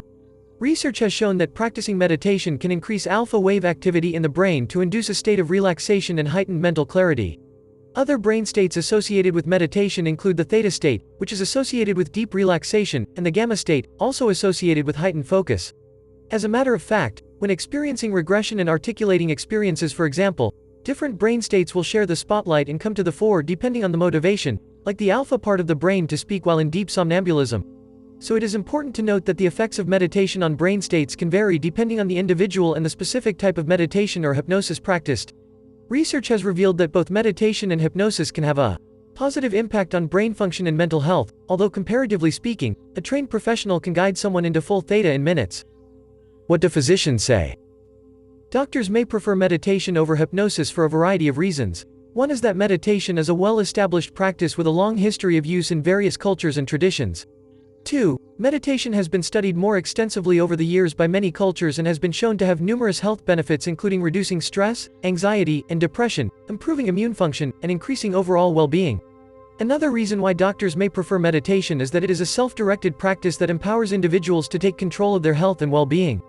Again, hypnosis does the same thing, perhaps more effectively. Doctors may also prefer meditation over hypnosis because they believe it to be a more holistic approach to health and well-being, addressing not only physical health but also mental, emotional, and spiritual well-being. Ahem, like self-hypnosis, you mean? Insurable norms. When I'm invited into hospital by the family, if medical professionals ask what I'm doing, I truthfully tell them we're practicing positive affirmations and imagery. Why? Because that's the accepted term social workers use in therapy, plus, meditation is well within the physicians, hear this well, insurable norms. What does that mean? I've been a grief counselor and a pastor for 23 years and have been told some incredible stories by families of the highs and lows of medical interventions. Don't get me wrong, there are some incredibly talented and intuitive physicians out there saving lives in both little and courageous ways every day, but as soon as the system gets hold of them following a medical misadventure, or if there's hypnosis bias on the hospital's death committee, the physician tends to withdraw and lose their mojo. Know though that I have certified anesthesiologists who are quite happy to reduce the degree of their pharmaceutical interventions. The takeaway message. The world seems to be in a big rush for anxiety relief and mental health professionals are stuck on recommending meditation. Even though it was the stage hypnotists like icon Jerry Kane who kept the art of hypnosis alive during the 60s and 70s, the reason hypnosis is considered the bad boy of mental health is because of us. Hypnosis practitioners who deliberately post dramatic casting a spell poses on their web pages, or litter their web page with angels, fairies or other wispy images cater to the folks who ridicule us as backwoods soothsayers rather referring to us as professionals. Intuitively speaking, I am spirit aware and a clear channel, but I don't advertise it on my professional webpage, cause people go there to see how I can help them change behaviors no longer working for them, not to see if I can tell their fortune. My intuitive gifts were given to me to help people improve their lives and I supplement them with professional certifications at the university level, as we should all endeavor to do. Our truth. Meditation is a light state of hypnosis which leads the brain into the alpha or theta state, which is definitively hypnosis. Having said that, not to argue with clients, if they want to learn how to meditate, I'm happy to guide them to that state because to a hypnotherapist, meditation comes naturally, and I'm happy to share. Mind Over Matter by Lisa Halpin, BCH, CI, OB. Secrets of teaching self-hypnosis. The first is that you should teach all of your clients how to do effective self-hypnosis. I realize that you may only teach it to the clients who specifically request it or those who inquire about it. But let me make a case for why all of your clients should be learning and using self-hypnosis. It will help make whatever they came in for easier for them or more effective. Smoking? They could do self-hypnosis at times they used to smoke. Weight loss? They could do self-hypnosis to future pace to when they're at their goal weight. Anything that you're helping with, they could support it by doing their own self-hypnosis. What about just someone you're helping with just their life in general? Then they could use it for a quick, easy way to relax, or to prepare for anything they must face in their life. Some hypnotists may think that if they teach self-hypnosis to their clients then the clients wouldn't need them. So wrong, they would still need you to do longer hypnosis with them and give them all the great suggestions that you know how, and which, to give them. Some hypnotists think they are teaching self-hypnosis just fine. They're teaching it and maybe giving a handout or a recording and sending the client home. So maybe you're teaching it just fine and all your clients are using it and love it. But I'd like to share what I've done for about 30 years now and what I teach those who I mentor. Simply add a session to whatever you're working on with your client. It would usually be the last live session. So, if you have a 3-session protocol for something, it would now become a 4-session protocol. If it was 6-session protocol, it would now be a 7-session protocol. I don't make this session optional, either. I just tell them it's part of the protocol. This gives you a full session to devote to self-hypnosis, and to the client it can feel like they're getting a present. If you put yourself in the client's position, they came to you for hypnosis to help with an issue. Now you've done that, and they've gotten results. So now they really believe in hypnosis. And now you're going to teach them how they could do this magic on themselves. When they find out how simple it can be, and effective, they'll be hooked. I've had clients go home and do this self-hypnosis technique immediately and continuously. And then, they still call me to come back in to work with me as soon as they have anything to work on that's not really simple. They realize that what we do is not that simple, it's much more than just hypnotizing them. The real magic is what we do after they're hypnotized. But I can practically guarantee you that they will remember you as the person who taught them hypnosis. Basically, for this session they're going to come to the office to be hypnotized and learn self-hypnosis. When they first get there, you can give them ideas about all the other areas of their life that could benefit from hypnosis. This often gives them ideas about what else they would want to come to work with you for. Then you're going to tell them that you're going to hypnotize them and explain the process of self-hypnosis to them while they are in hypnosis. Then that's exactly what you do. The process needs to be short and effective. You can do however you usually teach self-hypnosis. I also go over how to make effective short suggestions for several different things. If you'd like a script and a handout that I've written, just send me a request at hypnocoaching@gmail.com. Then, this is really important. Before you awaken them, you tell them that they're going to remember all of what you've just said and be able to do it easily when you bring them back. Then when you bring them back, tell them just the first step. Mine is to stare at a spot high on the wall or ceiling, and for them to continue. Then I'm quiet, the background music is still playing, and watching my watch. It should take them between 3 to 5 minutes.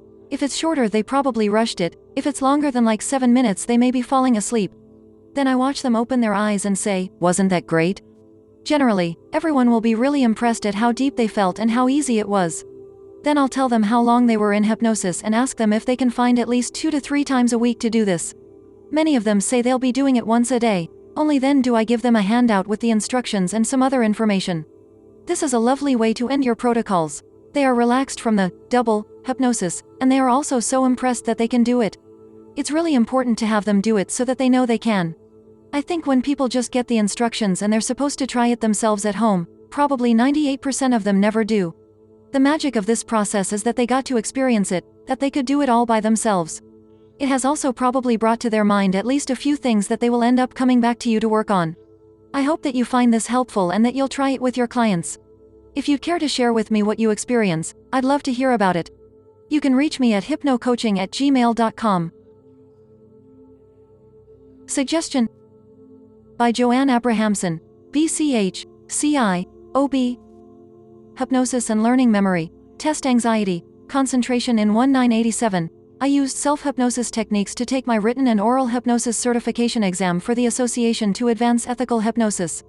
There was much material to be learned in the basic and advanced hypnosis courses. I used the sandwich technique outlined below to help with retention and recall suggestions to pass the written part of the exam. I used the rehearsal technique when I took the oral part of certification exam. I imagined myself in front of the certification board answering their questions and hypnotizing a subject. I passed with flying colors, said Martin Siegel, who was then the executive director of the AAEH. After graduating from high school, I attended Brooklyn College and earned a BA degree with a major in sociology and a minor in education. Using regular study methods, my grades ranged from C+ to B+, with several A's in my major. After becoming a certified hypnotist in 1987, I used many of the study techniques outlined in this chapter while attending classes for a year-long intensive paralegal course in 1994.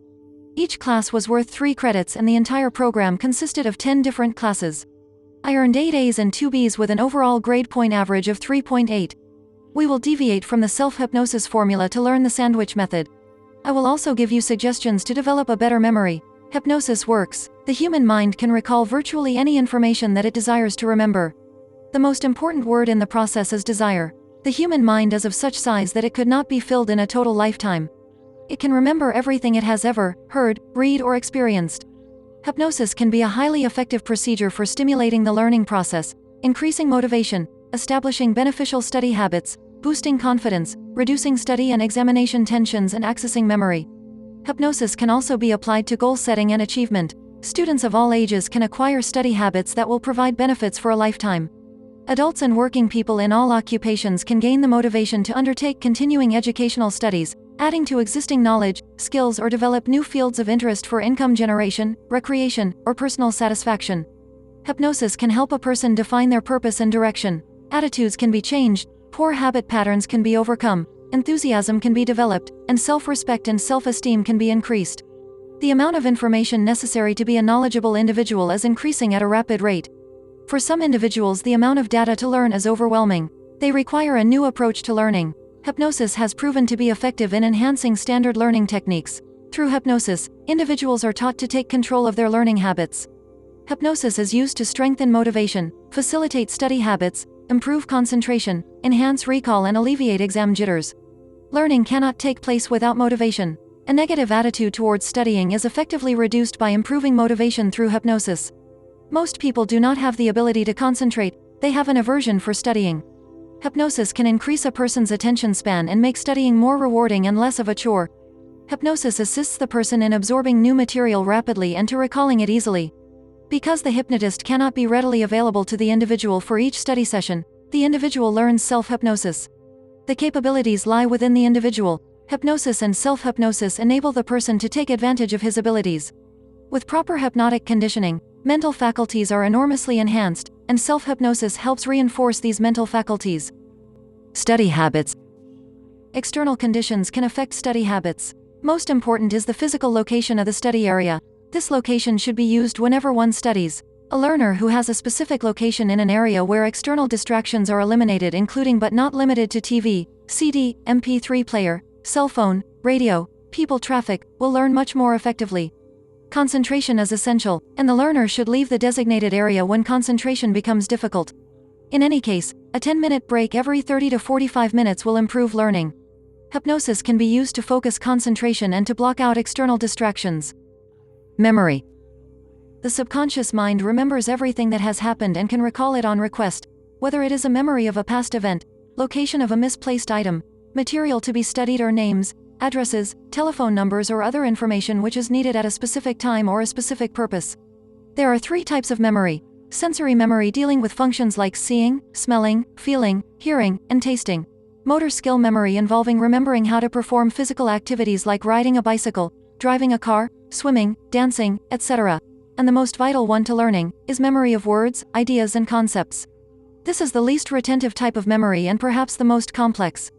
The key first step is the organization of the meaningful material to be learned into a logical pattern, emphasizing the broadest concept, the theme, then narrows the focus to appropriate specifics.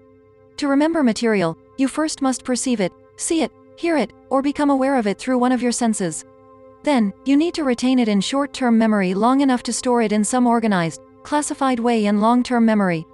And finally, you must be able to find it so that you can recall it on demand. What goes into your memory? Why do some memories last and others fade?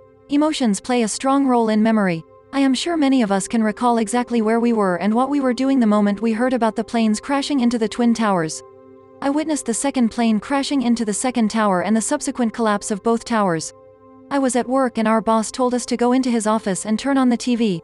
This was an emotional moment.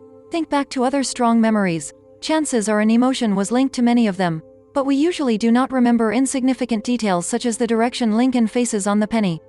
Okay, you can take one out and check. I will wait. That is right. Lincoln faces right. Naturally, our personal experiences and interests define the level of significance we attribute to events and information, and therefore to how memorable these events and material will be for us. People complain about having a poor memory. They say, I forgot, or I can't remember. Aside from the physiological or psychological reasons we forget, like a dentist appointment, the important point is that you cannot forget what you have not learned in the first place. In other words, forgetting is measured by the inability to remember after learning has taken place. A person who complains about his inability to remember usually failed to properly learn the material in the first place. Time management. Time management, or lack thereof, can create an unnecessary drain on energy and emotions and adversely affect the learning process. The answer lies in the organization of the material to be studied. You should review all the material you need to learn and break material to be studied into small, easily accomplishable segments of 30 to 45 minutes each. For example, you have a month to learn 10 chapters in a textbook. 30 days translates into a chapter every 10 days. 4 weeks translates into 2.5 chapters per week. You can further break it down into so many pages a day. Then decide on the number of pages you will study per day. How many days a week do you want to study is another parameter to consider. Break it down into manageable chunks of time of 30 to 45 minutes, decide on the time of day you will study and the days of the week you will study, and you have a plan. Reward. A powerful element in learning is self-reward, recognition of personal achievement, self-congratulation, self-appreciation as expressed through reward. Advanced determination of self-reward plans creates anticipation, motivation, and personal desire. Small rewards at various levels of progress tend to maintain excitement and stimulus, especially where a list of anticipated rewards are maintained with a completion timetable. Some suggested rewards: read a book or magazine, spend time on Facebook or other social media, watch a DVD, listen to an MP3, take a long shower or a bubble bath. Self-esteem. Self-esteem, so important in motivation, may be invisible, but it is a powerful force. When it obstructs learning, the learner is a prime candidate for hypnosis. The learner, through self-hypnosis, can acquire the ability to relax at will, to experience feelings of confidence, or can use a cue to bring awareness of control, motivation for success, or ability to diffuse a fearful situation. Identify the problem. To improve your learning ability, you must first identify the difficulty. Most people have problems with one or more of the following. 1. Impression or registration. When a person sits down to study, the material that he must learn has to be impressed upon his mind. If he is concentrating on what he is studying, the material makes a deep impression and is therefore registered. However, if the person has difficulty concentrating due to distractions from the environment, that is, sounds of children, traffic noises, television or radio playing, etc., the material makes a weak impression and is incompletely or imperfectly impressed. Suggestion: Whenever I study, I block out all distractions and focus on the material in front of me. 2. Retention. Once something is registered, it is learned and then it is retained. If not immediately or frequently recalled, that which has been learned is archived in the brain for recall at a future time. There is evidence that once something is learned, it is never forgotten. However, it also is true that new material, not immediately recalled, is archived, and possibly superimposed upon older archived material. This sometimes modifies or combines the individual's information. The span of retention is therefore an important factor in preventing two or more individual bits of information from being altered. This retention span differs with the importance of the information and the requirements of the individual. Suggestion: I easily retain all that I have studied and pass the test with flying colors. 3. Recall and remembering. Some people, for a variety of reasons, are unable to easily recall material they have learned. They could experience psychological blocks such as nervousness. These blocks affect the recall of newly learned as well as archived information. Forgetting is simply the inability to easily remember. Suggestion: I can easily recall all that I have studied and I pass the test with flying colors. Exam preparation. For exam preparation, we recommend several combined techniques. In addition to using self-hypnosis to study the material, you also give yourself several suggestions during your review of the material the night before the exam. At the end of the review session, you give yourself the following suggestions. During the examination, test, quiz, whatever I have learned flows freely and easily through my mind. Whatever I have learned is always available in my memory. During the examination, I remain calm, at ease and composed. My mind works very smoothly. You must understand that hypnosis is not magic. You must study the material before the test, but hypnosis will make studying and remembering easier. As the day of the exam nears, you can rehearse taking the exam while in hypnosis. Put yourself into hypnosis and imagine yourself in the exam room, taking the exam paper, reading over all the questions. You might even make up some questions and see and feel yourself easily answering the questions. Feel the answers flow from your mind into your writing hand as you see and feel yourself writing the answers.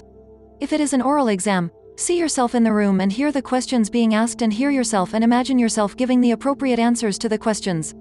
If you are studying for a midterm or final or a special exam, CPA, GRE, MCATs, etc., that has a deadline, prepare and commit a study plan to paper and incorporate the plan in your daily self-hypnosis suggestions to complete the required study material. For example, if you have an exam scheduled for the end of June, and there are 5 months in which to cover the material consisting of 25 chapters or lessons, that breaks down to 5 chapters or lessons a month or 1 1/4 lessons a week or so many numbers of pages a day, etc. Suggestion for studying. For 1 hour, insert time, every day, or every other day, or specify the days. I can easily find the time to study 1 lesson, chapters, pages, each week, day, and can easily retain and recall all the material studied and I ace the test. Suggestion for rehearsing taking an exam. On day of exam, when I take the type of exam, all the material that I studied easily flows into my mind and I insert rewards such as ace the exam, graduate, obtain my MBA, become a CPA, get my type license. The technique to use while studying is called the sandwich method. I've included it here to help you with your studying. You can use nightly or use it to motivate you to stick to a certain study schedule. You can use it to rehearse yourself taking an exam. You may also use this method to improve self-esteem and increase your self-confidence or for general memory improvement. The sandwich method. Once the areas of difficulty have been identified, suggestions can be formulated and then given under hypnosis to change the individual's learning techniques. Suggestions must be positive, employing words and phrases that express the desired goal. The secret of studying is in the ability to focus concentration until the material is learned. This requires the ability to impress or register the information and retain it. The key to the ability to learn is in effective studying. Mr. Harry Aarons describes in his book The New Master Course in Hypnotism the sandwich technique, in which hypnosis is effectively used in learning. Aarons calls this the sandwich technique because the person puts himself in hypnosis for the suggestions and then brings himself out of hypnosis to study. He then puts himself back in hypnosis for suggestions to retain the material just studied. The studying is sandwiched between the hypnosis. This method is ideal for problem solving, studying and reading. Suggestions are given self-hypnotically before studying. For example, whenever I need to, I will retain and easily recall studied material. Or, my concentration gets better and better and my mind is always pinpointed to what I am studying, reading or doing. This method is also excellent for improving concentration and for motivation. Example, motivating yourself to study for a required period. This is also an effective method to minimize distractions during study time. Determine where, when, how, and under what conditions you study best. then enhance the environment hypnotically. Suggestions. Whenever I sit down to study, I am so completely absorbed in my studying that all outside distractions fade away and I can completely concentrate on the material at hand. You then study for the required period. There is a theory that people recall better when studying is done in short 30 to 45-minute chunks. After studying, you again put yourself in hypnosis, and give yourself the following suggestions. All the material that I have just learned is permanently retained. Whatever I have learned is easily recalled. You then emerge from hypnosis and take a 10-minute break. Do whatever you want during this break. Get a drink of water, walk around the block, etc. You are then ready for your next 30 to 45-minute segment of study. Again, sit down in your study place and put yourself into hypnosis. Repeat the same suggestions you did before or choose another, depending on your area of difficulty as described previously. Most people, after applying these suggestions, report improved memory, higher levels of concentration, less general tension and improved sleep as a benefit of self-hypnosis. Demonstrational Hypnosis by Tommy V, CI, OB. What is stage hypnosis? Let's dive in and see. Stage hypnosis is a form of entertainment in which a hypnotist performs a live show before an audience, inducing a state of hypnosis in participants, volunteers, and then gives suggestions that they accept and often perform unusual behaviors or tasks. The practice of stage hypnosis has been around for over a century and is still popular today. The origins of stage hypnosis can be traced back to the late 19th century, when a British physician named James Braid started investigating hypnosis. Braid discovered that hypnosis could be used to induce a state of heightened suggestibility, which could then be utilized to treat medical conditions. It was not long before the idea of using hypnosis as entertainment caught on, and the first stage hypnotists began to perform live shows. The basic idea of stage hypnosis is for the hypnotist to invite volunteers from the audience on stage and then use various techniques to induce a hypnotic state in them. The hypnotist then makes suggestions, which the participants carry out while in this state.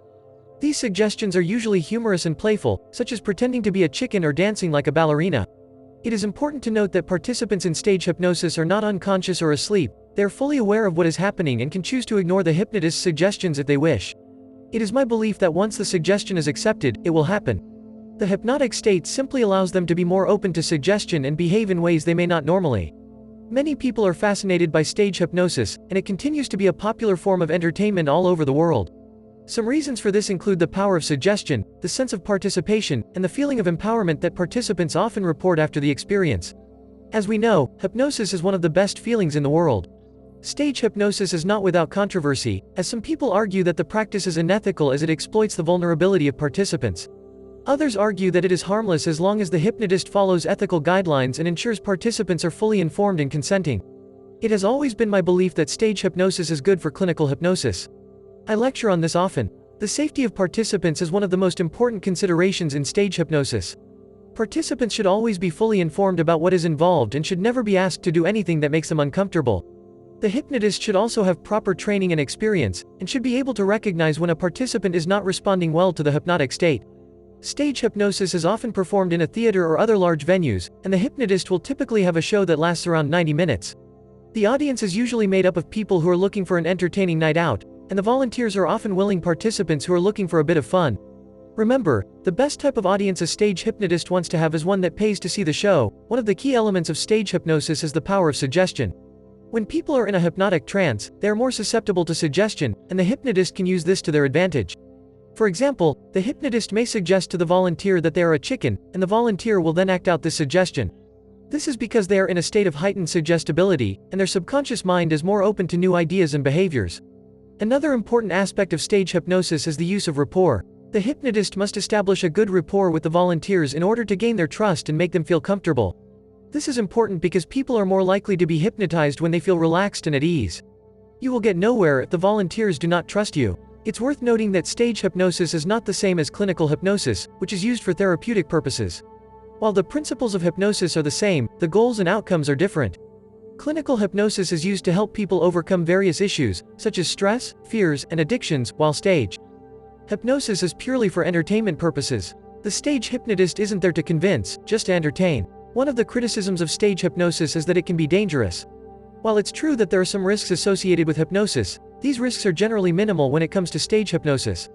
The volunteers are usually carefully selected, and the hypnotist will have a good understanding of what they can and cannot do while under hypnosis. Safety is number one. Another criticism of stage hypnosis is that it's not a legitimate form of entertainment. Some people believe that it's exploitative and that it takes advantage of vulnerable people. While it's true that some people may feel embarrassed or ashamed after participating in a hypnosis show, it's important to remember that they are all willing participants. Nobody is forced to participate, and the hypnotist will always ensure that the volunteers are treated with respect and dignity. Despite these criticisms, stage hypnosis remains a popular form of entertainment.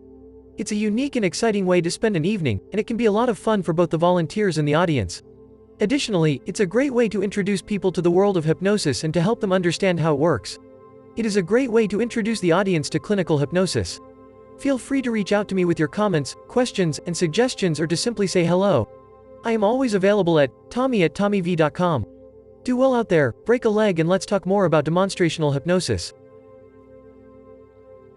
Practice Building Made Easy by Erica Flint, BCH, OB. Top 3 Simple Ways to Organically Grow Your Hypnosis Practice. There are many ways to expand your hypnosis practice without paid advertising. Here are 3 simple, organic methods. Number 1. Talk about what you do. As a professional hypnotist, building authority on your skills is key to growing your practice. One effective way to do so is by sharing how hypnosis has benefited you in your everyday life. Share practical ways hypnosis has served you, such as how it helped you sleep better or pass an exam.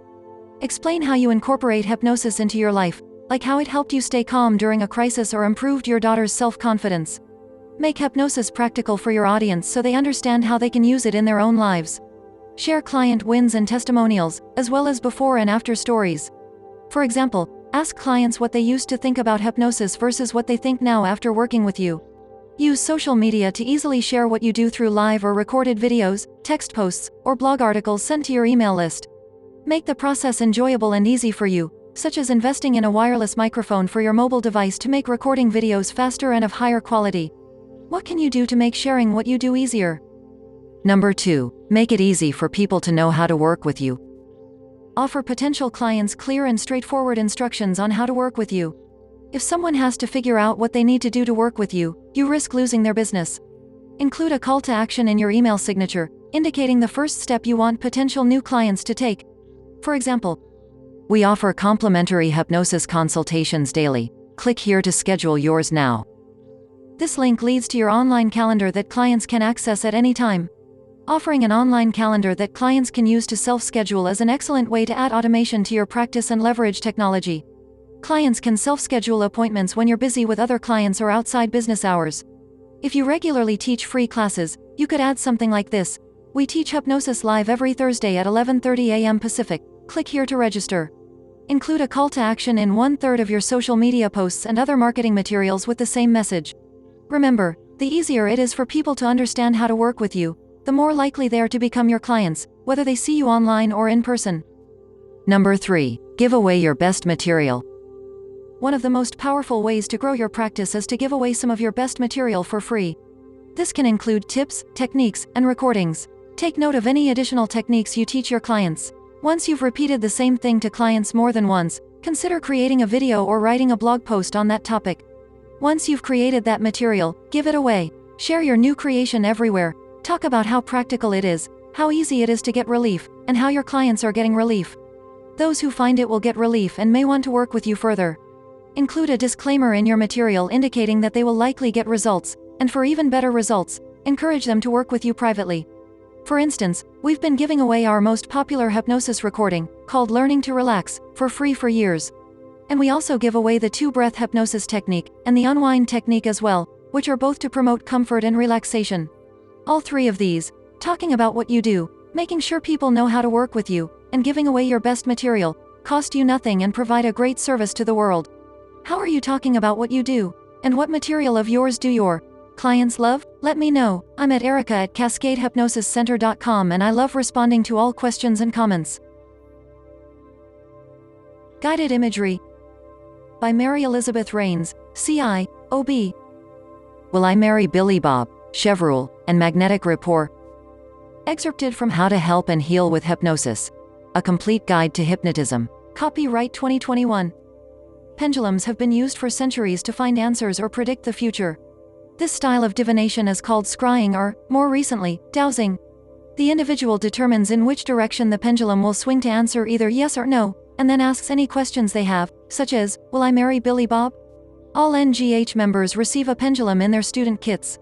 Rather than being used for dowsing, however, this pendulum is part of a suggestibility test called Chevreul's pendulum.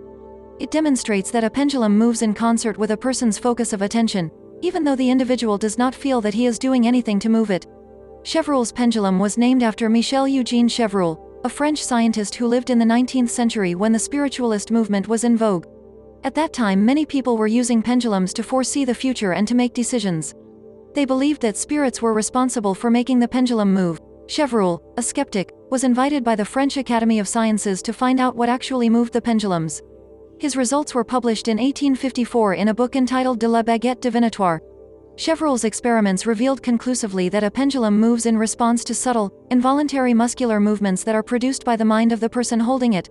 Muscle movements occurring in response to thoughts are called ideomotor reflexes. Inviting a hypnosis client to experiment with Chevreul's pendulum is an excellent way of demonstrating the mind-body connection. Clients see firsthand how their physical body unconsciously responds to their thoughts. Curiously, if the hypnotist is able to get a pendulum to move easily, chances are good that it will also move easily when their client tries it. If, however, the hypnotist is poor at using a pendulum, their client will probably have similar results. I see this repeatedly in the classes that I teach. If the very first student to demonstrate the pendulum can get it to move, the other students will have similar results, except those who are highly insuggestible. When the first student is so adept at using a pendulum that it begins to swing rapidly in a wide arc, the same thing inevitably happens for those following her.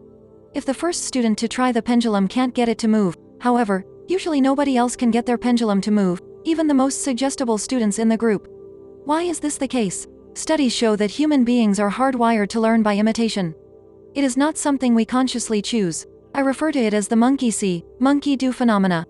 None of us can completely escape this wiring. Look, for example, at the clothing we wear. We dress in much the same way as others in our socioeconomic, educational, professional, and age brackets. When someone steps out of these boundaries in the way that they dress, that person is considered weird, or even mentally unbalanced. We also mirror physical positions and activity. When someone well-liked in a group twiddles his thumbs, inevitably one or more in the group will also twiddle their thumbs. When one person crosses her legs, others tend to cross their legs. And when one student gets the pendulum to respond, the rest find that they, too, can get the pendulum to respond. Beyond imitation and ideomotor responses, however, another powerful element is at work, and it concerns rapport. Today, the word rapport refers to the positive relationship between the hypnotist and client, and it is an important ingredient for success in a hypnosis session. The rapport that magnetizers and mesmerists spoke of in past centuries was a different phenomenon. These early hypnotists discovered that it was possible for thought transference to occur between a hypnotist and his subject. Mesmer referred to it as the sixth sense. He and others discovered that they could intuit what their clients were feeling and thinking, and they called it magnetic rapport. Conversely, certain somnambulists could actually respond to suggestions that the hypnotist was silently projecting to them. In 1784, the Marquis de Puységur was the first to write about such magnetic rapport. He had hypnotized a subject named Victor Race. A song was running through Puységur's mind. Victor, in deep trance, suddenly began singing the song aloud. This curious aspect of mesmerism became the subject of stage demonstrations in the early 1800s, where the magnetizer, usually a charismatic male, would give unspoken mental commands to the person he had hypnotized, usually a young female. Such stage shows probably gave rise to the misconception, still held by some people, that hypnotists can control their subjects like puppets, and force them to do their will. While a percentage of these 19th century demonstrations were doubtlessly hoaxes, there are indeed inexplicable connections that occasionally develop between the hypnotist and their client. Today we refer to this phenomenon as brainwave entrainment. Contemporary hypnotists who are not otherwise psychic frequently describe being able to tune into their clients, intuiting exactly what they might need during a session. A reversal of this rapport occurs when, after emerging, clients will say to their hypnotist, "That was weird. I would think about something, and then you would say out loud exactly what I was thinking." While the client believes that this is the hypnotist's doing, what really happens in such instances is that the client gets onto the hypnotist's wavelength, and unconsciously picks up what they are intending to say moments before they actually say it. Years ago in a hypnosis certification class, one of my students, whom I will call Jane, was playing with her pendulum while I was teaching. A classmate of hers sitting several feet away, whom I will call Adam, decided to experiment with thought projection. Without Jane's knowledge, as she held the pendulum, Adam focused on the direction he wanted the pendulum to move. To Jane's consternation, instead of swinging the way she intended, the pendulum followed the directions that Adam was projecting. Jane's brow furrowed, she became increasingly perturbed, and she finally put her pendulum away. She and Adam were friends, by the way. It is probable that their rapport added to his ability to move the pendulum. A. Tardy Montravel, a contemporary of Mesmer, wrote this about magnetic rapport in the 1780s. The nervous systems of the hypnotist and subject are like two musical instruments in such harmonic rapport that a chord played on one creates a responding chord in the other, a kind of platonic love between magnetizer and patient. National Guild of Hypnotists, Inc., a not-for-profit educational organization, founded 1950. President, CEO. Dwight F. Damon, D.C., DNGH, OB. Vice President. Donald J. Mottin, DNGH, CMI, OB. Executive Director. Jeremy Batchand, BCH, OB. President's Cabinet. Sean Brookhouse, MA, DNGH, CMI, OB. Elsom Eldridge Jr., EDM, OB. Larry Garrett, CH, OB. Reverend C. Scot Giles, D-Min, DNGH, OB. Patricia McIsaac, LPN, DNGH, CMI, OB. Advisory Board. Calvin Banyan, MA, DNGH, CI, OB. Anita Barton, CH. Lindsay Bates, D-Min, BCH, OB. Elsom Eldridge Jr., EDM, OB. Ron Eslinger, FNGH, CMI, OB. Larry Garrett, CH, OB. Reverend C. Scot Giles, D-Min, DNGH, OB. Celeste Hackett, BCH, CI, OB. William Horton, Psi-D, DNGH, CMI, OB. Maurice Kershaw, MA, DNGH, OB. Patricia McIsaac, LPN, DNGH, CMI, OB. Thomas Nicoli, BCH, CI, OB. Billy Schilling, CI, OB. Tom Vitale, CI, OB. International Affairs Officer Sean Brookhouse, MA, DNGH, CMI, OB. Safe and Ethical Practice Officer Reverend C. Scot Giles, D-Min, DNGH, OB. Director of Operations Eric Damon, NREMT, retired. NGH Headquarters Staff Julie Batchand, CH. Julie Hazen, CH. Don Word, CH. Eric Newhall, CH. John Rasmussen, MT. National Federation of Hypnotists President, Dr. Dwight F. Damon, DC, DNGH, OB. Vice President, Reverend C. Scot Giles, D-Min, DNGH, OB. Secretary-Treasurer, Julie Hazen, CH. NGH Florida Convention Office Convention Director, Elsom Eldridge Jr., EDM, CPMC, OB. Faculty Coordinator, Gene Sutton. NGH Convention Coordinator, Lydia Hubble. NGH Webmaster, David Shaw Nazell, CH. Hypnosis Hotline by Larry Garrett, BCH, OB. Healing with Self-Hypnosis. During a time of personal health challenges, I wrote many articles in the journal regarding my personal healing of stage 3 cancer with self-hypnosis titled, What's That Bump? If you missed some, I am sure if you write to the NGH you can acquire copies of past issues. Often during conversations with Dr. Dwight Damon, he has brought up the idea of me writing more on healing the body with self-hypnosis. Personally, I had thought I exhausted the topic and wanted to move on to others areas. If you are like me and you are involved every day with an issue, you think, it is boring and no one would want to hear or read about it. However, who am I to think you would not want to know more of healing with self-hypnosis? The magic of self-hypnosis and healing has endless stories. How interesting to think just because I used hypnosis for my own healing that it is old stuff. To who? Me. Hypnosis to me, and I am sure in some way it may be to you, is a magical place in the mind. If you are new to this unique profession or if you are tenured, there is always something new to learn. Have you used hypnosis on yourself to heal? If not, my words may take you to another place in your career you have not thought of. The career of hypnosis reminds me of a journey to an uncharted land. Often, each venture there is something new. Sure, there are many books and articles as this one you can read, but until you have experienced the magic you are teaching your clients you have not traveled the journey completely. When I have hypnotized clients to achieve a goal of which may have been one of my goals, my success increases tenfold. If I am sitting with a client who has a goal I have never experienced, I need to do a different journey with them. It is like a journey to a land I have not been. It is not because I don't know what to say, it is because I am not sure what the client is internally experiencing regarding their goal. If a client is coming in to see you because they have a goal of improving their public speaking and you have used hypnosis to improve your public speaking, you can relate and experience within yourself what they might be going through. Maybe not entirely, however enough to bring in a useful conversation into the session. The pre-talk can be smooth and seamless toward their success. However, if the client wants to lose weight or quit smoking and you have never experienced these issues, what do you say or do? Wrong, wrong, wrong. You really have no clue.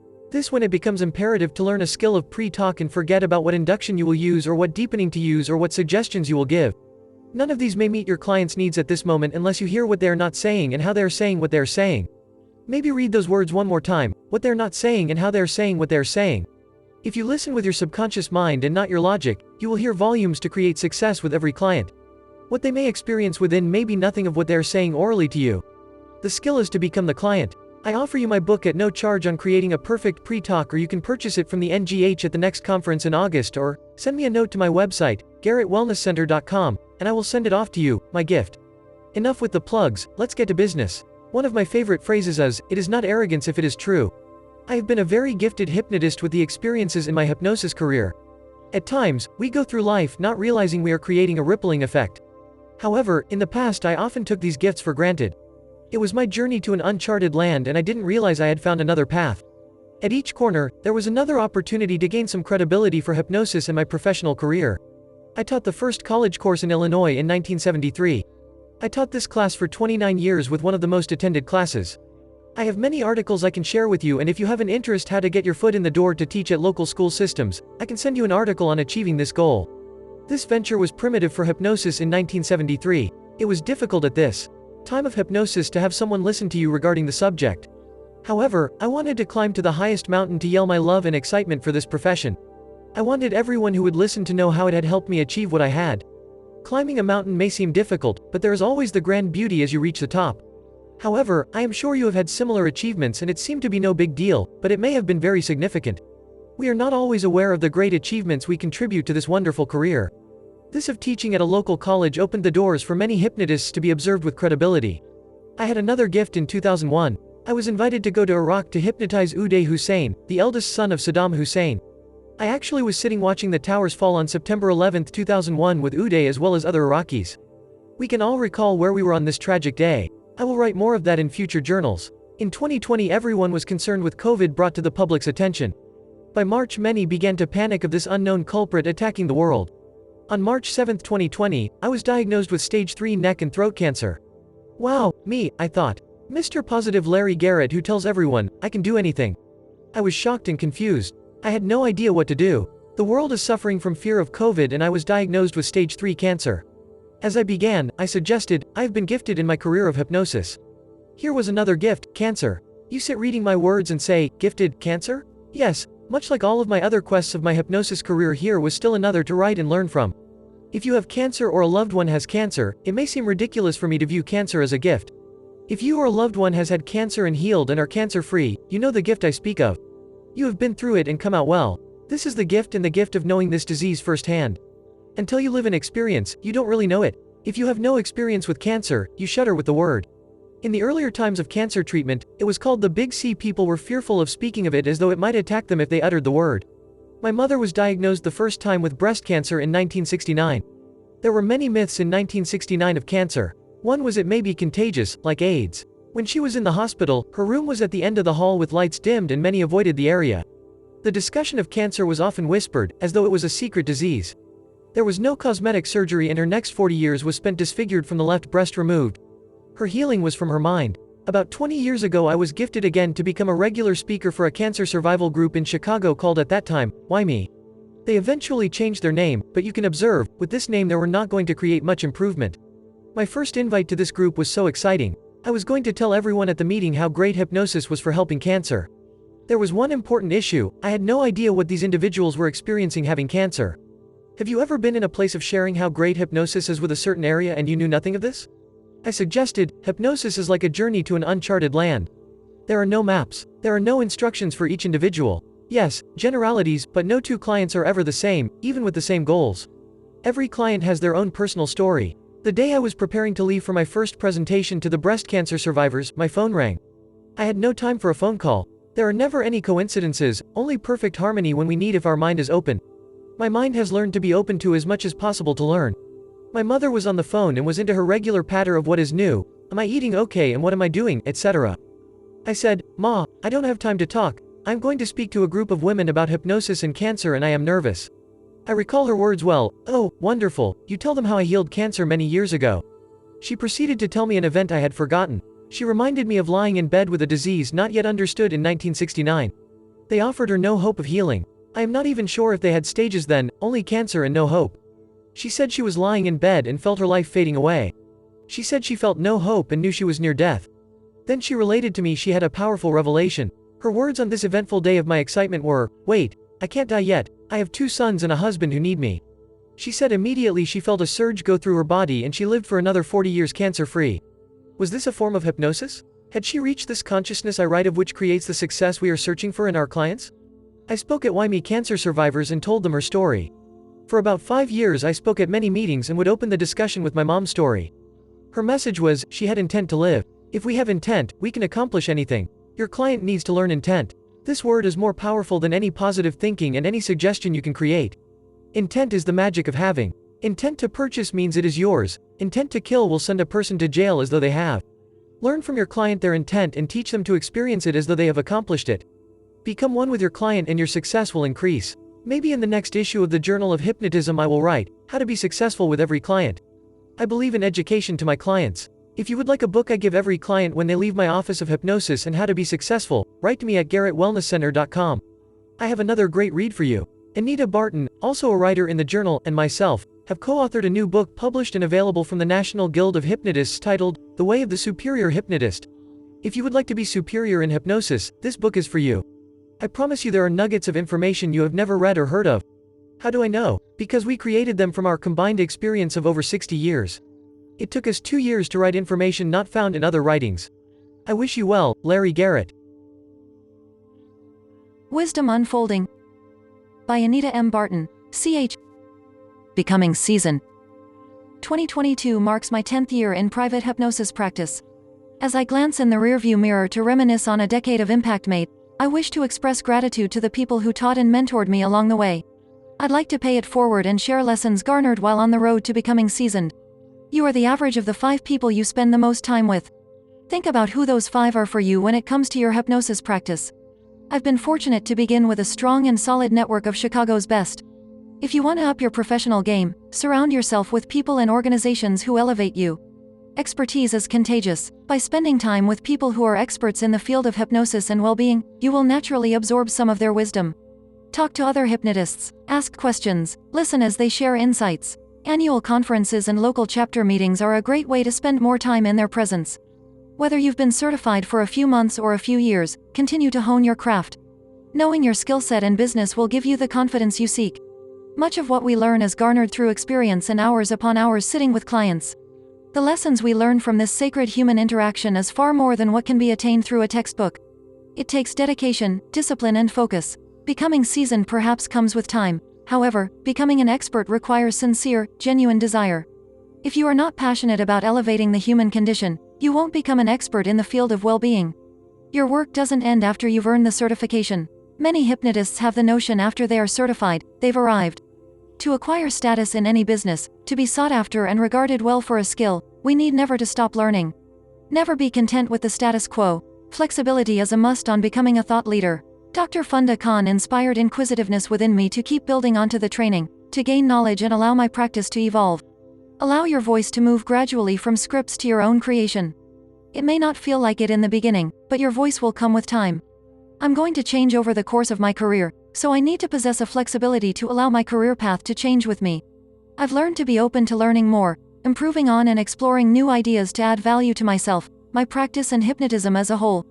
This is not a popularity contest, it is collaboration. From the words of Larry Garrett, be the best, insert your name, you can. Refrain from competing. It's important to know your quality, as a practitioner and a person. Not everyone will like you, and this is okay. When you first start out, there's a tendency to think, I really have to bend and mold to please the masses. Realize with time and experience your confidence will radiate. Energetically, you'll attract and connect to clients best suited to your working style. Accurately present yourself when a client calls to make an appointment. Often the first thing they say is, "Tell me about yourself," or "Tell me about your practice." Respond honestly. Not every client is going to be a great fit for you, and that's fine. This opens the opportunity to refer a colleague. My hypnosis colleagues and I are all very different, and thanks to this, I make sure to pass along a referral if I feel my colleague is better inclined to assist. As you acquire more experience and clientele, you may choose to focus your efforts and begin to create a niche. You may have heard, smokers pay the bills. Yes, absolutely. However, if you do not have a genuine desire in this direction, it'll show in your work. Focus your efforts on what appeals to you most. Getting ghosted by clients? We could do a better job of teaching clients and people we meet about ourselves, the value and benefits of hypnosis and what we have to offer. Teach clients early on hypnosis as an education and not a magic wand. You won't be ghosted by your client. They will not disappear if you build a lifelong relationship to assist them in any challenge of life. One of the secrets of good client-centered work is allowing clients to speak for themselves. Clients deserve and appreciate undivided attention. Deep down, they desire to be truly heard. Impress them with your listening skills and understanding by crafting a personalized induction incorporating what they shared during the pre-talk. Hypnotic voice. Music to my ears. Making an impact matters. Set this intention. Larry Garrett has taught me to make my voice congruent with the message so the client can absorb on a subconscious level. Do you know how to maximize the tonal quality of your voice? Practice and learn what your voice does as your body posture or emotional energy changes. How does your voice sound when you're sitting up straight? How does it change when you begin to slouch? Record yourself and listen. You may be surprised what you hear. How does your voice sound when you feel great? Does it change when you are exhausted? Through practice and grounding my body, I've learned to allow my hypnotic voice to move into a cadence to transcend the client into a relaxed hypnotic state. Larry Garrett taught me to allow the words to come out as though I was hypnotizing myself. I gauge what I am feeling in my body and observe the client's physical energies. It occurred to me from work in various industries, every professional tool I've worked with has a means of calibration. Learn to do this with your own energies. Calibrate to return to a neutral balance. You're not superhuman, but you may need to be Gumby. You are the main tool in your hypnosis practice, so you need to take care of yourselves and continually monitor how you're feeling. If you're not focused or present, you'll lose the magic and eventually the client. Burnout and compassion fatigue are real. It is okay to take time off or scale back your schedule. Imagine how difficult it may be to put a large practice on pause. The giver in this scenario is you. If an illness or life event has depleted you, take time to replenish.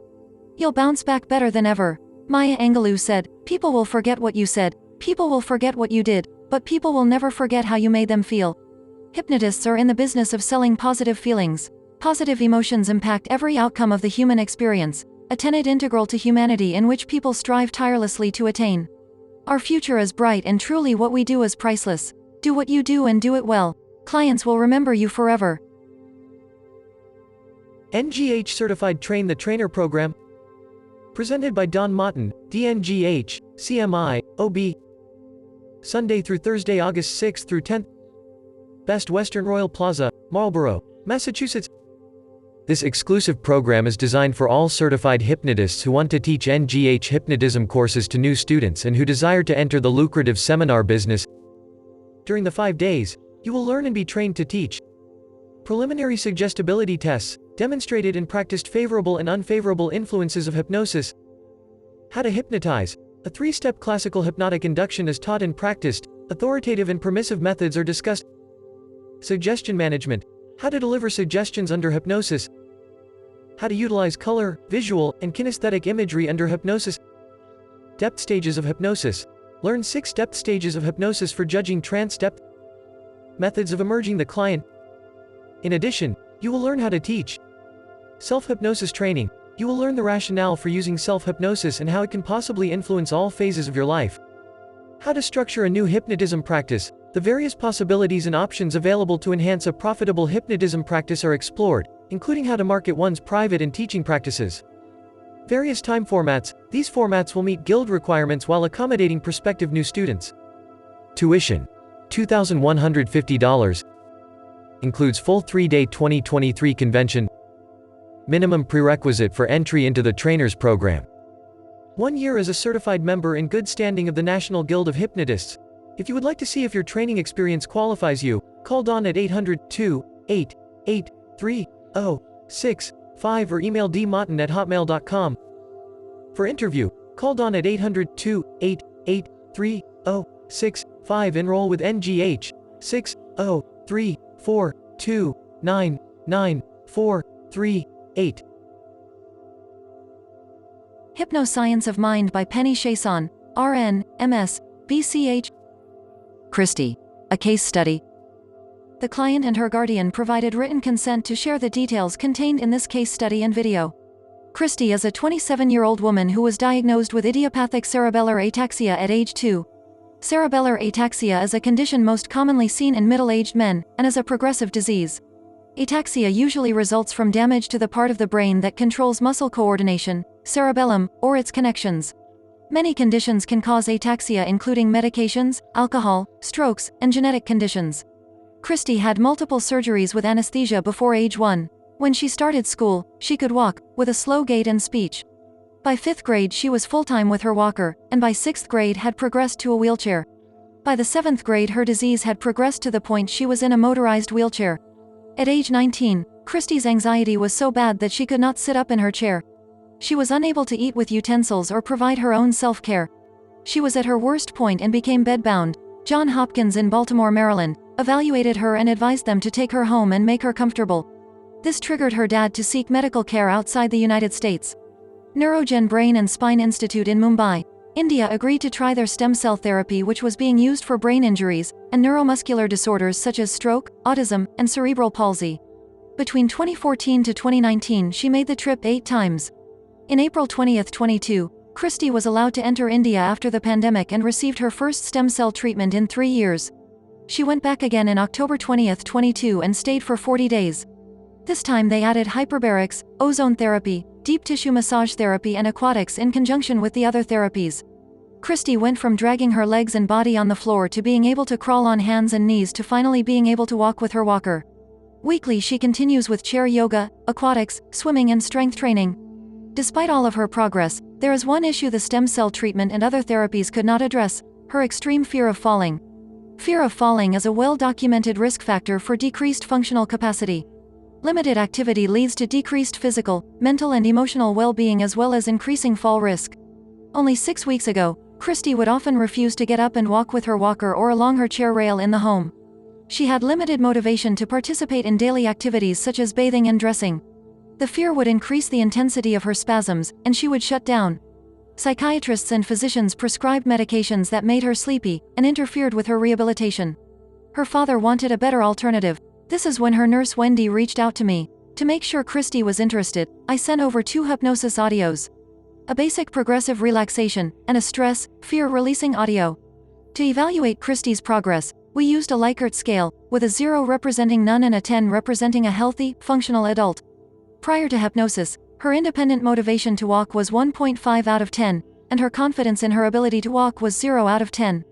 Christy's speech was very spastic and robotic. With a chair behind her, she would stand, hunched over, for 8 to 10 seconds before falling back into the chair from fear. After 10 days of listening to hypnosis audios 3 times a day, her motivation to walk went to a 5 out of 10, confidence. Speech was unchanged and duration of standing was unchanged. During session 1, after talking with Christy and Wendy, I addressed self-talk and introduced 7th path self-hypnosis. Excited to proceed, I led Christy into hypnosis with an abbreviated progressive relaxation induction. After deepening, I continued with suggestions and visualization for confidence, and wrapped up the session teaching the first recognition in 7th path. One day after session 1, Christy stood without support for 1 full minute with arms outstretched. Her motivation to ambulate went to 7 out of 10. Her confidence went to 7 out of 10, and her speech was less robotic. One day she did not realize her father was watching, and she got up and walked the hallway 18 times with the chair rail. During session 2, I had Christy take herself into hypnosis with the first recognition. After giving the second recognition, I continued with visualization and wrapped up by teaching Christy the quantum playground, based on the workshop of the mind, written by Horton. Since that time, Christy has used 7th path multiple times daily and the quantum playground for visualization. By session 3, Christy began taking independent actions daily to bathe and dress herself, refusing assistance. She now stands upright rather than hunched. Today we met for session 4, motivation to ambulate is 7.5 out of 10, confidence is still a 7 out of 10, see notes below, and she enjoys independently functioning in her daily self-care activities. While in hypnosis, we addressed her exaggerated startle response to loud noises, which increases her spasms and decreases her coordination. She has been using her recognitions when she startles, and moments later she will be in greater control of her movements. Christie's confidence in walking is not well represented at this time on the Likert scale because they are now teaching her to walk with a normal gait. Previously, she walked heel to toe. Now she stands more upright, her center of gravity has shifted, and she is retraining her gait at the same time. Subjectively, this is a significant improvement. Christie will be continuing the 7th path, and in October I will be traveling to Mumbai to be with her after her stem cell transplant to provide hypnosis for her over the course of 4 weeks. You can see a video of Christie's progress with hypnosis on my YouTube channel. It is Christie's and Kevin's desire that you make use of this case study and video to further awareness of the benefits of hypnosis. Hypnotic Outcomes by C.J. Matsochi, BCH, CI, OB. Hypnosis and Psychogenic Non-Epileptic Seizures, Part 1. For 14 years I have been an instructor for the DNGH certification course. Melissa Shute, LPC, BCH has been my best student with a very successful hypnosis practice in Connecticut. She has kindly let me reproduce verbatim her reports on the subject. What follows is part 1 of a short series introducing PNES. Hypnotists will encounter someone who presents with trauma and even severe trauma in their office at some point. Known trauma will often be even diagnosed by a mental health professional as post-traumatic stress disorder, PTSD. It is important as a professional to remember it is their perceived trauma. While it may be something small to one person, it can be traumatic to another. When a client is asked what brought them to see a hypnotist, they may say any and even all of the following. I have poor concentration, my heart sometimes races, I am tired, I have anxiety, or I just can't cope. Many people do not realize they could be experiencing the result of something their mind took as traumatic. Unresolved trauma can look like shame, lack of self-esteem, lack of self-confidence, addictive behaviors, destructive behaviors, intrusive thoughts, and mood swings. Trauma can also present as fear, depression, guilt, anxiety, often anger, and unexplained seizures. The traumatic event sensitizes the hypothalamic pituitary adrenal axis, HPA, the central stress response system. This is the area where stress is handled. The more reactive, the higher increase to cortisol, stress hormone. High levels of cortisol can lead to serious health conditions. Today's focus is in the condition known as psychogenic non-epileptic seizures, PNES. PNES is becoming more commonly diagnosed and is trauma-related. Recent studies show there are approximately 30% of individuals being referred to epilepsy centers and being diagnosed with PNES as hypnotists. We have the ability to make life-altering changes in these individuals' lives. Many people with PNES are often misdiagnosed and endure rounds of epileptic treatments, which will never work because epilepsy is not present. This process is costly and delays PNES recovery work. PNES patients express they feel crazy because there is no reason for their symptomology. This is a very real emotion set and stress-induced bodily reaction. This needs to be recognized. PNES is psychological and people often do not know or understand the importance of recognizing emotions or feelings. There are some people who do not recognize their trauma, as it is passed down trauma such as child abuse. These people lose hope and they do not know where to go to next. Hypnosis is typically not on their radar. Diagnosing PNES should never be done by a hypnotist. Diagnosing PNES takes an EEG video monitoring test, which is the only visual test, and other medical and mental health testing. Symptoms also vary from person to person and within age groups. When working with a PNES client, it is often requested the hypnotist works closely with the person's medical and mental health professionals. Hypnosis. Hypnotists need to be comfortable working with normal everyday people who have normal everyday issues. Hypnotists who work with people who have experienced one of more of the following: physical abuse, sexual abuse, mental abuse, angry divorce situations, the passing of a loved one, sudden changes, or witnessing violence or perceived violence need additional training beyond initial certification. To a new or improperly trained hypnotist, PNES will look scary. To work with PNES clients, the hypnotist needs to be confident and have a good understanding of their profession. PNES is trauma-based, as the client perceives trauma, not as the hypnotist sees trauma. This trauma needs to be worked with or processed. You will be put to the test. Hypnotists are looked at as a last resort while we are the best option. Case study. RM, initials changed but presented with permission, is a 78-year-old female presenting with often and severe seizures, having 3 to 5 seizures a day.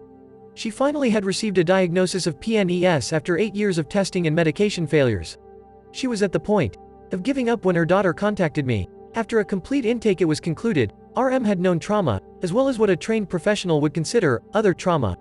Initially, RM was hesitant to use hypnosis out of fear of having additional seizures. In this case, RM had experienced excessive amounts of trauma, including being raped more than once, regularly beaten by her mother, watched her father die by suicide, and due to postpartum depression was institutionalized for an extended period with no visitors. In her adult years she also experienced other traumas of which she did not perceive as trauma but as wifely duties or expectations, spousal rape for example. Conclusion: while there are psychotherapy processes to help individuals with PNES is deep-rooted trauma where the body has a noticeable reaction. These processes also take months to a year or more of therapy. One cannot always heal what they do not know exists while in a talk therapy situation. Hypnotists are highly trained professionals who can work with trauma and resolve the underlying conflicts. Stay tuned for Part 2, The Inner Details. The National Guild of Hypnotists, Inc. Convention and Educational Conference, August 11th, 12th and 13th, 2023. Register now and save up to $25. Please register me for the 2023 DNGH Convention, August 11th, 12th, 13th, 2023 at the Royal Plaza Hotel and Conference Center in Marlborough, Massachusetts. Your full 3-day convention registration includes access to all seminars and workshops at no additional charge. Register online at www.ngh.net or by phone 60342999438. NGH Convention, P.O. Box 308 Merrimack, New Hampshire 030540308. Early registration fees are fully refundable less a $25 service charge until July 1, 2023. Any cancellation after July 1, 2023 is still refundable less a $50 service charge. Register today. August 6th through the 10th, NGH Train the Trainer. August 6th through the 13th, NGH Basic Certification. August 13th, Board Certification Exam. The National Guild of Hypnotists, Inc. is a not-for-profit educational corporation in the state of New Hampshire. Officially founded in Boston, Massachusetts in 1950, the Guild is a professional organization composed of dedicated individuals committed to advancing the field of hypnotism.